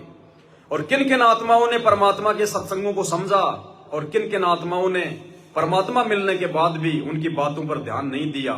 तो चलिए, छोटा सा शब्द है, सभी भाई बहन मिलके गाएंगे। सत्संग मोक्ष की धारा, कोई समझ राम का प्यारा है। सत्संग की धारा, कोई समझ राम का प्यारा है। सत्संग मोक्ष की धारा, कोई समझ राम का। उनको बोलो ना नीचे से, सच्चाई भगत जी, नीचे वालों को बोलो ना, नीचे क्या करेगा है? वो बाद में बना लेंगे प्रसाद, पहले ऊपर आ जाओ। ये शब्द गा लेते फिर साथ संगति समापन है, फिर कोई बात नहीं। ये शब्द गा लेते हैं परमात्मा का, सभी मिलके गाओ, है ना। सत्संग मोक्ष की धारा, कोई समझ राम का प्यारा है। सत्संग मोक्ष की धारा, कोई समझ राम का प्यारा है। सत्संग मोक्ष की धारा, कोई समझ राम का प्यारा है। सत्संग मोक्ष की धारा, कोई समझ राम का प्यारा। यानी सत्संग का मतलब ज्ञान, ज्ञान ही मोक्ष की धारा है। यानी ज्ञान को समझकर, अपने गुरुदेव के वचनों पर चलकर ही हम यहां से मुक्ति प्राप्त कर सकते हैं। अन्यथा दूसरा कोई भी तरीका इस संसार में नहीं है। और ये सत्संग, ये गुरु का ज्ञान केवल कोई विवेकी भगत ही समझ पाएगा, कोई सतगुरु का प्यारा भगत ही समझ पाएगा। राम का मतलब यहाँ कोई दशरथ पुत्र राम नहीं है। राम का मतलब साहेब, परमात्मा, भगवान, जो आज धरती पर संत रामपाल जी के रूप में प्रकट हैं। सत्संग मोक्ष की धारा, कोई समझ राम का प्यारा है। सत्संग मोक्ष की धारा, कोई समझ राम का प्यारा। सत्संग समझी मीराबाई, करी सतनाम की कमाई। सत्संग समझी मीराबाई, करी सतनाम की कमाई। गुरु रविदास की शरणा आई, तब पाया मोक्ष द्वारा है। सत्संग मोक्ष की कोई समझ राम का प्यारा है। सत्संग मोक्ष की धारा, कोई समझ राम का प्यारा। कौन कौन समझा सत्संग? सत्संग समझी मीराबाई, करी सतनाम की कमाई। वो सच्चा नाम, वो 2 अक्षर का नाम जो वर्तमान में पूरी सृष्टि में केवल सतगुरु रामपाल जी परमेश्वर जी के पास है। उन्हीं के द्वारा दिए जाने से वो अपना काम करेगा, मनमुखी जाप करने से भी कोई काम नहीं करेगा। तो मीराबाई ने सत्संग समझा, सतनाम की कमाई की, भक्ति की। गुरु रविदास की शरणा पाई, तब पाया मोक्ष द्वारा। अब रविदास जी कोई गुरु नहीं थे, रविदास जी कोई नाम दीक्षा देने के अधिकारी नहीं थे। रविदास जी तो 650 साल पहले खुद कबीर जी के भगत थे, उनके चेले थे। तो रविदास जी के रूप में जो लीलाएं आज आप और हम जो देखते हैं, जो सुनते हैं कि भाई रविदास जी ने जो है ब्राह्मणों के भंडारे में सवामण जनेऊ जो है उनका जो है तुड़वाया था। रविदास जी ने अपने शरीर पर सोने का जनेऊ दिखाया। रविदास जी ने जहां पे वो जूतियां वगैरह वो गांठने का काम किया करते थे, वहां से उन्होंने सोने का वो कड़ा निकाल दिया। गंगा जी ने उनकी कोडी को भी जो है मतलब कंगन में जो है वो तब्दील कर दिया। और भी बहुत सारी लीलाएं, ये लीलाएं रविदास जी ने नहीं की। रविदास जी इस काबिल नहीं थे, रविदास जी में इतनी भक्ति शक्ति नहीं थी। वो एक भगत थे। उनके रूप में जितनी भी लीलाएं आप और हम सुनते हैं, सब सतगुरु रामपाल जी भगवान ने, उस कबीर परमात्मा ने जो 650 साल पहले आए थे, उन्होंने की थी, रविदास जी ने नहीं की। तो मीरा जी को जो नाम दीक्षा है वो रविदास जी ने नहीं दी थी, बल्कि रविदास जी का रूप बनाकर उस कबीर परमात्मा सतगुरु रामपाल जी भगवान ने दी थी। क्या बताया गुरु जी ने? देखो, सत्संग से समझना पड़ेगा सारी बातें, और सत्संग गुरुदेव के ज्ञान बिना समझ में नहीं आती। परमात्मा ने क्या बताया कि मीराबाई सुबह सुबह मंदिर में जाती थी। एक दिन मालिक ने ऐसी दया बख्शी, रास्ते में अपना कोई सत्संग शुरू कर दिया। मीराबाई ने आते समय वो सत्संग सुना, बातें समझ में आई, सवाल जवाब किए, नाम लेने की इच्छा हुई। दूसरे दिन मीराबाई नाम दीक्षा लेने के लिए आई। तो परमात्मा ने क्या कहा कबीर जी ने कि भाई मीराबाई, वो भगत रविदास बैठा उधर, उससे जाके नाम दीक्षा ले ले। तो मीराबाई उधर जाके नाम दीक्षा लेके आ गई। बाद में सतगुरु रामपाल जी ने क्या बताया कि नाम दीक्षा तो कबीर जी भी दे सकते थे, रविदास जी के पास में क्यों भेजा मीरा को? क्योंकि रविदास जी जो है वो चमार जाति से थे और 650 साल पहले चमार जाति को बहुत ही ज्यादा जो मतलब हे समझा जाता था, नीच समझा जाता था। लोग उनके संपर्क में नहीं रहा करते थे, उनको अशुद्ध समझा जाता था, उनका हाथ भी लग जाता तो लोग नहाते थे, इतनी छुआछात थी। तो परमात्मा ने यह देखना चाहा था कि मेरा भाई है ठाकुरों की लड़की, ये है राठौड़ खानदान में राजपूत, राजपूतों का दबदबा, राजपूत अपने आप को पता नहीं क्या समझते थे, बहुत बड़े समझते थे, ऊंचे समझते थे। तो मेरा भाई अगर भगत होगी, वास्तव में भक्ति के लायक होगी, तो ये जात पात को नहीं देखेगी और अपने जाति अभिमान को त्याग कर कि मैं राजपूत हूं, मैं राठौड़ हूं, चुपचाप जाके जो है वो चमार जाति में उत्पन्न रविदास जी से नाम दीक्षा ले लेगी। ये देखने के लिए कि अगर मेरा भाई अगर असल में भगत होगी तो जाति अभिमान को ना देखकर सीधे जाकर चमार से नाम ले लेगी। अब भाई और बहनों विचार करो, अगर परमात्मा ने इसी मकसद से अगर मेरा भाई को रविदास जी के पास भेजा कि रविदास जी जो है चमार जाति में थे, तो कबीर जी 650 साल पहले कौन से ब्राह्मण जाति में आए हुए थे? वो भी धाड़क थे। धाड़क तो चमार से भी ज्यादा नीचे हुआ करता है सामाजिक दृष्टि में। उस समय धाड़क को तो चमार से भी ज्यादा नीचे समझा जाता था। तो खाली इसी मकसद से नहीं भेजा था, ये लीला थी परमात्मा की। नहीं तो खुद कबीर भगवान भी तो धाड़क थे, क्या मीरा को नहीं पता था इस बात का? अगर नाम दीक्षा नहीं लेनी होती तो वो तो धाड़क से भी नहीं लेती। लेकिन ये परमात्मा की लीला थी, परमात्मा ने ही रविदास जी का रूप बनाया था और रविदास जी से नाम दीक्षा लेने के लिए उनको वहां पे जो है वो भेजा था। और रविदास जी के रूप में कबीर परमात्मा ने ही मीराबाई को दीक्षा दी थी। सत्संग समझा से उशाना, हो गया साहेब कबीर का आना। सत्संग समझा से उशाना, हो गया साहेब कबीर का आना। नेकी समन ने खिला दिया खाना, वो अमर हुआ मणियारा। है सत्संग मोक्ष की धारा, कोई समझ राम का प्यारा। है सत्संग मोक्ष की धारा, कोई समझ राम का प्यारा। सत्संग समझा सेऊ श्याणा, हो गया साहिब कबीर का आना। नेकी सम्मन ने खिला दिया खाना, वो हमर हुआ मणियारा। देखो ये भी बहुत बड़ी एक लीला थी परमात्मा की। 650 साल पहले जब परमात्मा कबीर जी अपने भगत जो है सम्मन के घर पर गए, जिस घर में 3 प्राणी थे, सेऊ उनका छोटा बेटा था 8-10 वर्ष का, सम्मन और उनकी पत्नी नेकी जो कि मणियारे का काम करते थे, चूड़ियां बना के लोगों को पहनाया करते थे। परमात्मा वहां गए और उससे पहले परमात्मा के तो बहुत सारे भगत थे। लोग तरह तरह की बातें किया करते थे। लोग कहते थे उस सेऊ को कि तुम्हारे घर पर तुम्हारे गुरुजी क्यों नहीं आते?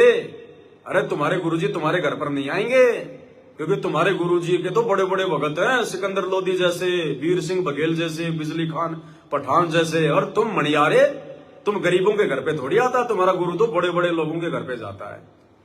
तो ये बात नेकी और सम्मन के भी अंदर आ गई थी। भले उन्होंने अपने बच्चे को समझाया कि बेटा ऐसी बात नहीं है, हमारे गुरुजी ऐसा नहीं सोचते, वो तो समदृष्टि हैं, लेकिन गुरुजी के इतने भगत हैं, बताओ गुरुजी जो किस किस भगत के जाएंगे? इसलिए बच्चा जब भी समय मिले हम ही परमात्मा के दर्शनों के लिए जाया करेंगे।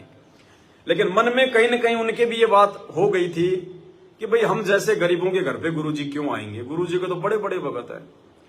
अब परमात्मा एक तीर से अनेकों शिकार करते हैं।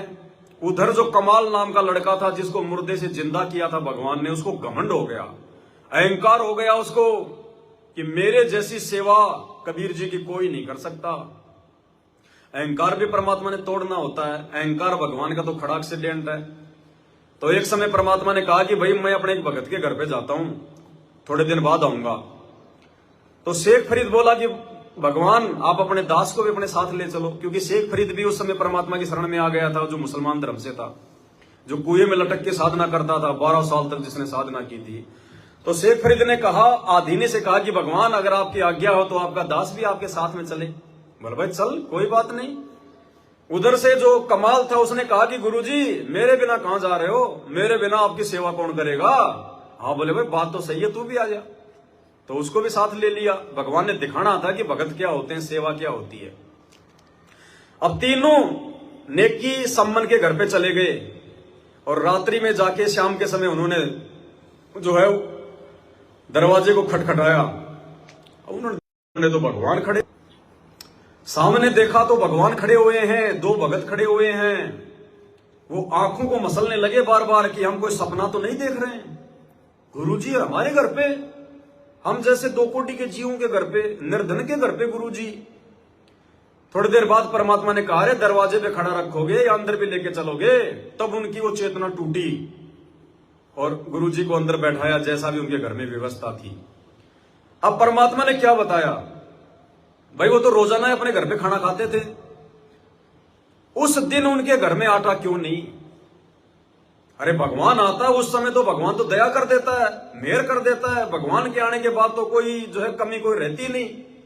लेकिन बाकी दिन तो बढ़िया खाना खा रहे 2 टाइम, और जिस दिन भगवान उनके घर पे आ गया, गुरु घर पे आ गया, उस दिन उनके घर पे खाने के लिए आटा नहीं। ये लीला थी परमात्मा की। ये जानबूझ के परमात्मा ने परिस्थितियां पैदा की। उस दिन परमात्मा ने उनके घर में आटा नहीं रखना था। परमात्मा ने उनके भक्ति भाव को देखना था। परमात्मा ने उस कमाल के अहंकार को जो है वो तोड़ना था। और क्या लीला हुई हम सब जानते हैं। सम्मन ने अपने गुरुजी को भोजन करवाने के लिए 1 सेर आटा चोरी करने के लिए, क्योंकि उन्होंने चोरी जो है वो परमार्थ में की थी, अपने पेट भरने के लिए नहीं की थी, इसलिए वो चोरी नहीं थी। और उसने अपने बेटे की जो है वो गर्दन काटनी पड़ गई अपने गुरुजी की इज्जत के लिए, कि अगर हमारे गुरुजी की बेइज्जती हो गई ये नगर डूब जाएगा। परमात्मा ने परिस्थितियां जानबूझ के पैदा की वहां पे। और बाद में उस कमाल को पता चला कि तू क्या सेवा करता है गुरुजी की। तू कपड़े धो देता होगा, 2 टाइम का खाना बना देता होगा, तू इससे ज्यादा क्या सेवा कर सकता है। अरे भगवान की सेवा के लिए उन्होंने अपने इकलौते बेटे की गर्दन तक काट दी और भगवान को महसूस भी नहीं होने दिया, आंखों में आंसू भी नहीं आया। वो थे भगवान के भगत।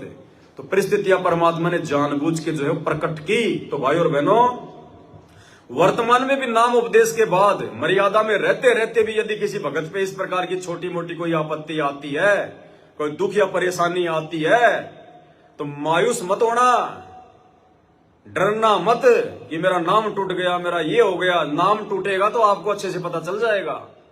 अगर मर्यादा खंडित हो जाएगी तो आपको अच्छे से पता चल जाएगा। नाम और मर्यादा दोनों चीजें अलग अलग है। जिस दिन आपका नाम खंड हो गया उस दिन तो आपको संत रामपाल जी जहर के समान दिखाई देंगे। जहर, आप उनके सत्संग सुनोगे ही नहीं, आप उनकी बातें आपको अच्छी लगेंगी नहीं। उसको कहते हैं नाम खंड होना।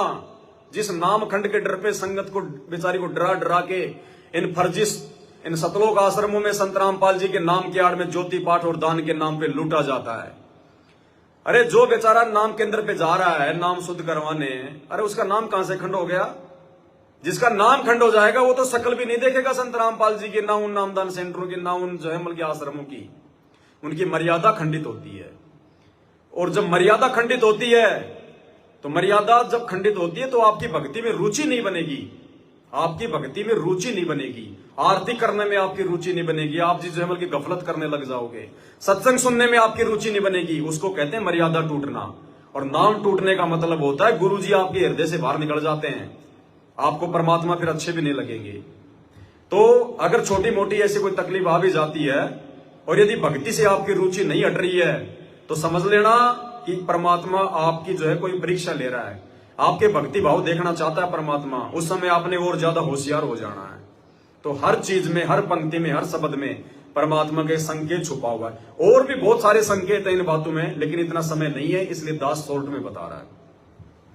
सत्संग समझा अब्राहिम सुल्तानी, तज गया बलक बुखारा रजदानी। सत्संग अब्राहिम सुल्तानी, तज गया बलक बुखारा रजदानी। वो पा गए मोक्ष निशानी, सतगुरु ने पार उतारा है सत्संग मोक्ष की धारा।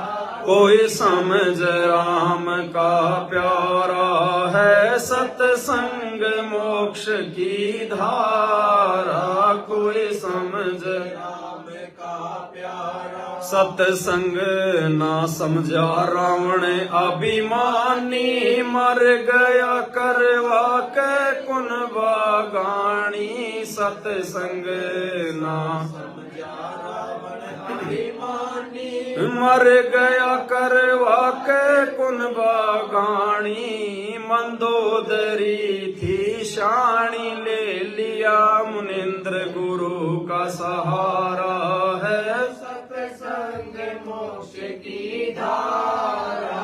कोई समझ राम का प्यारा है सत्संग मोक्ष की धारा। कोई समझ राम का प्यारा। सत्संग ना समझा रावण अभिमानी, मर गया करवा के कुन बागानी। और मंदोदरी थी शाणी, ले लिया मुनिंद्र गुरु का सहारा। रावण को भी परमात्मा मिले, उनके दरबार में गए, मंदोदरी को भी नाम दिया, लेकिन रावण नहीं समझा, अभिमानी था, अहंकारी था, अंत में दुर्गति को प्राप्त हुआ। तो परमात्मा का ये सत्संग लेकर, उनसे नाम उपदेश लेकर भी यदि कोई व्यक्ति उनके वचनों पर नहीं चलेगा, मर्यादाओं में नहीं चलेगा, उनके विधि विधान अनुसार नहीं चलेगा, तो अंत में अपनी दुर्गति ही करवाएगा। एक सत्संग में परमात्मा ने बताया, अभी जो हिसार जेल से जो सत्संग आ रहे हैं, उन सत्संगों में परमात्मा ने बताया कि रावण कौन था। रावण पहले कबीर भगवान की शरण में था। रावण को भी सतगुरु रामपाल जी भगवान ने, उस कबीर भगवान ने अपनी शरण में लिया था किसी समय, लेकिन आगे चलकर मर्यादा तोड़ दी, भक्ति नहीं कर पाया, लोक लाज में या दबाव में आकर जैसे भी उसने भक्ति छोड़ दी। मतलब रावण वाले शरीर में नाम नहीं लिया था। रावण से पहले भाई उस आत्मा का जहां भी कोई जन्म था, उस समय उस आत्मा ने नाम दीक्षा ली थी। आगे चल के मर्यादा तोड़ दी और आगे चल के भगवान का विरोधी हो गया, भगवान का विरोधी। लेकिन रावण ने जिस समय वो परमात्मा की शरण में था, वो किसी जन्म में जैसे भी उसने भक्ति की, जितनी भी भक्ति की, उस भक्ति के प्रतिफल में ही उसको रावण वाला वो जीवन मिला, धन संपदा मिली, दौलत मिली, वो रिद्धियां सिद्धियां, वो शक्तियां मिली। वो शंकर जी की दी हुई शक्तियां नहीं थी।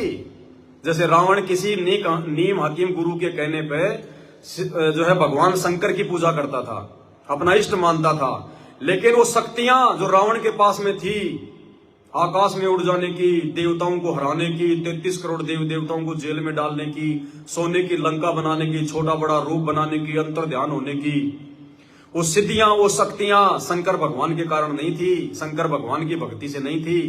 वो सिद्धियां जब कभी उसने परमपिता परमेश्वर कबीर भगवान सदगुरु रामपाल जी की शरण जब उसने ली थी, और उसने जो भी उसने भक्ति की, वो प्रथम मंत्र का जाप किया, उसने सतनाम का जाप किया, उसके प्रतिफल में परमात्मा ने उसको ये रिद्धि सिद्धि दी थी।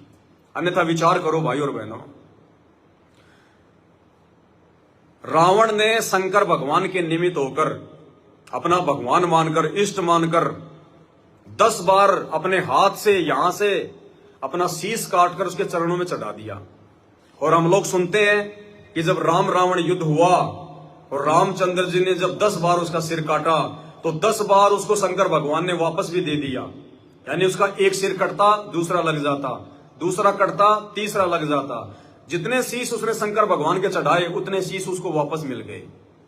लेकिन वो शंकर भगवान ने नहीं दिए थे। शंकर भगवान की औकात नहीं थी। शंकर भगवान इतना सामर्थ्यवान नहीं है। इस चीज को हमने सत्संगों से सोचना पड़ेगा। भाई और बहनों, शंकर भगवान यदि रावण को सिर पे सिर दे रहा था कटने के बाद, तो अपने बेटे जब गणेश का जब सिर कटा था, तो अपने बेटे जब गणेश को उसका सिर वापस क्यों नहीं दे पाया? अरे शंकर जी ने जब अपनी खुद की तलवार से अपने बेटे जब गणेश का सिर काट दिया, और लोगों ने कहा, पार्वती ने कहा कि भगवान वापस लगाओ, वापस लगाओ, तो वही सिर शंकर भगवान वापस क्यों नहीं लगाया? भाई जो भगवान रावण के सिर पे लगा सकता है रावण का सिर, एक बार नहीं, 2 बार नहीं, जो है वो 10 बार, क्या वो गणेश जी का सिर नहीं लगा सकता था? हाथी का सिर ही क्यों लगाया? क्योंकि ये सामर्थ्यवान नहीं है, इनके अंदर वो इतनी पावर नहीं है। वो 10 सिर रावण को उस कबीर भगवान सतगुरु रामपाल जी भगवान की शक्ति के प्रतिफल में उस कबीर परमात्मा ने लगाए थे, ना कि शंकर भगवान ने लगाए थे। तो रावण भी किसी जन्म में भगवान का भगत था। आज हम बहुत सारे भगत भाई बहन इस गफलत में हैं कि भाई गुरु जी का नाम तो ले लिया, और गुरु जी कहते हैं कि जो एक बार मेरी शरण में आ गया, मेरे से नाम ले लेगा, भले वो पार ना हो लेकिन उसको पार करके छोड़ूंगा। तो ये बात तो सही है, एक बार भगवान जिस आत्मा को पकड़ लेता है उसको पार करके छोड़ता है। लेकिन भाई फिर उस आत्मा की दुर्गतियां भी होती हैं, जैसे रावण की हुई। रावण ने भी नाम ले लिया था लेकिन बीच में भक्ति छोड़ दी, गफलत कर गया। देख लो, कुत्ते वाली मौत मरा, कुत्ते वाली मौत।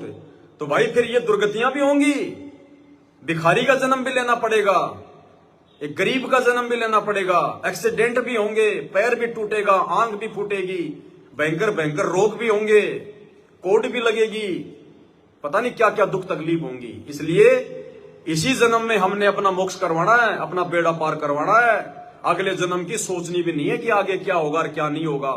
अगर ये समय छूट गया, अगले जन्म की उम्मीद ना करना, असंख्य युग मां कष्ट भोगने पड़ जाएंगे। और बाद में भगवान की मर्जी, शरण में ले तो ले, नहीं तो ना ले, मालिक की अपनी मौज, मालिक की अपनी मर्जी। सत्संग ना समझा कंस करो दी, बिना सत्संग बुद्धि हो जा बोधी। सत्संग ना समझा कंस करो दी, बिना सत्संग बुद्धि हो जा बोधी। ना जगह छुपन ने छोड़ी, जब आखिर सन ने मारा है सत्संग की धारा। कोई समझ राम का प्यारा है, सत्संग मोक्ष की धारा। कोई समझ राम का प्यारा। सत्संग ना समझा कंस करोधी, और बिना सत्संग बुद्धि हो जा बोधी। ना जगह छुपन न छोड़ी, जब आखिर सन ने सत्संग लेकर। क्योंकि देखो, चाहे रावण हो, चाहे कंस हो, चाहे हिरण्यकश्यप हो, चाहे दुर्योधन हो, इस संसार में जितनी भी आत्माएं हैं, भले वो आत्माएं आज गधे कुत्ते सूअर की योनि में हो, भले वो इंसान योनि में हो, हर आत्मा कभी न कभी किसी न किसी जन्म में सतगुरु रामपाल जी भगवान की शरण में रह चुकी है। हर आत्मा रह चुकी है, लेकिन अपनी छोटी बुद्धि के चलते, मर्यादा तोड़ने के चलते, नियमों को सही प्रकार से फॉलो ना करने के चलते, गुरु को भगवान ना मान पाने के चलते आत्माएं रह जाती हैं, वो फिसल जाती हैं। फिर भी वो दयालु परमात्मा मौका देता है उन आत्माओं को, फिर किसी जन्म में मौका देता है, लेकिन समय बहुत ज्यादा लंबा हो जाता है। तो जो विवेकी भगत है उन्होंने विचार करना चाहिए, समय को ज्यादा लंबा नहीं खींचना चाहिए। तो भाई और बहनों, और भी बहुत सारी चौपाइयां हैं, परमात्मा दया करेंगे। क्योंकि ज्यादा समय एक ही जगह पे बैठे रहने के कारण थोड़ा सा कमर में दर्द वगैरह शुरू हो जाता है, फिर उस हिसाब से आपको नहीं समझा पाते हैं, ध्यान थोड़ा फिर पीछे चला जाता है कमर पे। तो फिर परमात्मा दया करेंगे। आज की साथ संगति में केवल इतना ही। आज की साथ संगति के लिए परमात्मा ने हमें जो समय दिया, जो जानकारियां परमात्मा ने हमें एक दूसरे भगत भाई बहनों के माध्यम से उपलब्ध करवाई, उनके लिए हम परमपिता परमेश्वर सतगुरु रामपाल जी भगवान का कोटि कोटि धन्यवाद करते हैं। इसी प्रकार से परमात्मा अपने बच्चों पर दया बनाए रखे। बंदी छोड़ सतगुरु रामपाल जी भगवान की जय हो।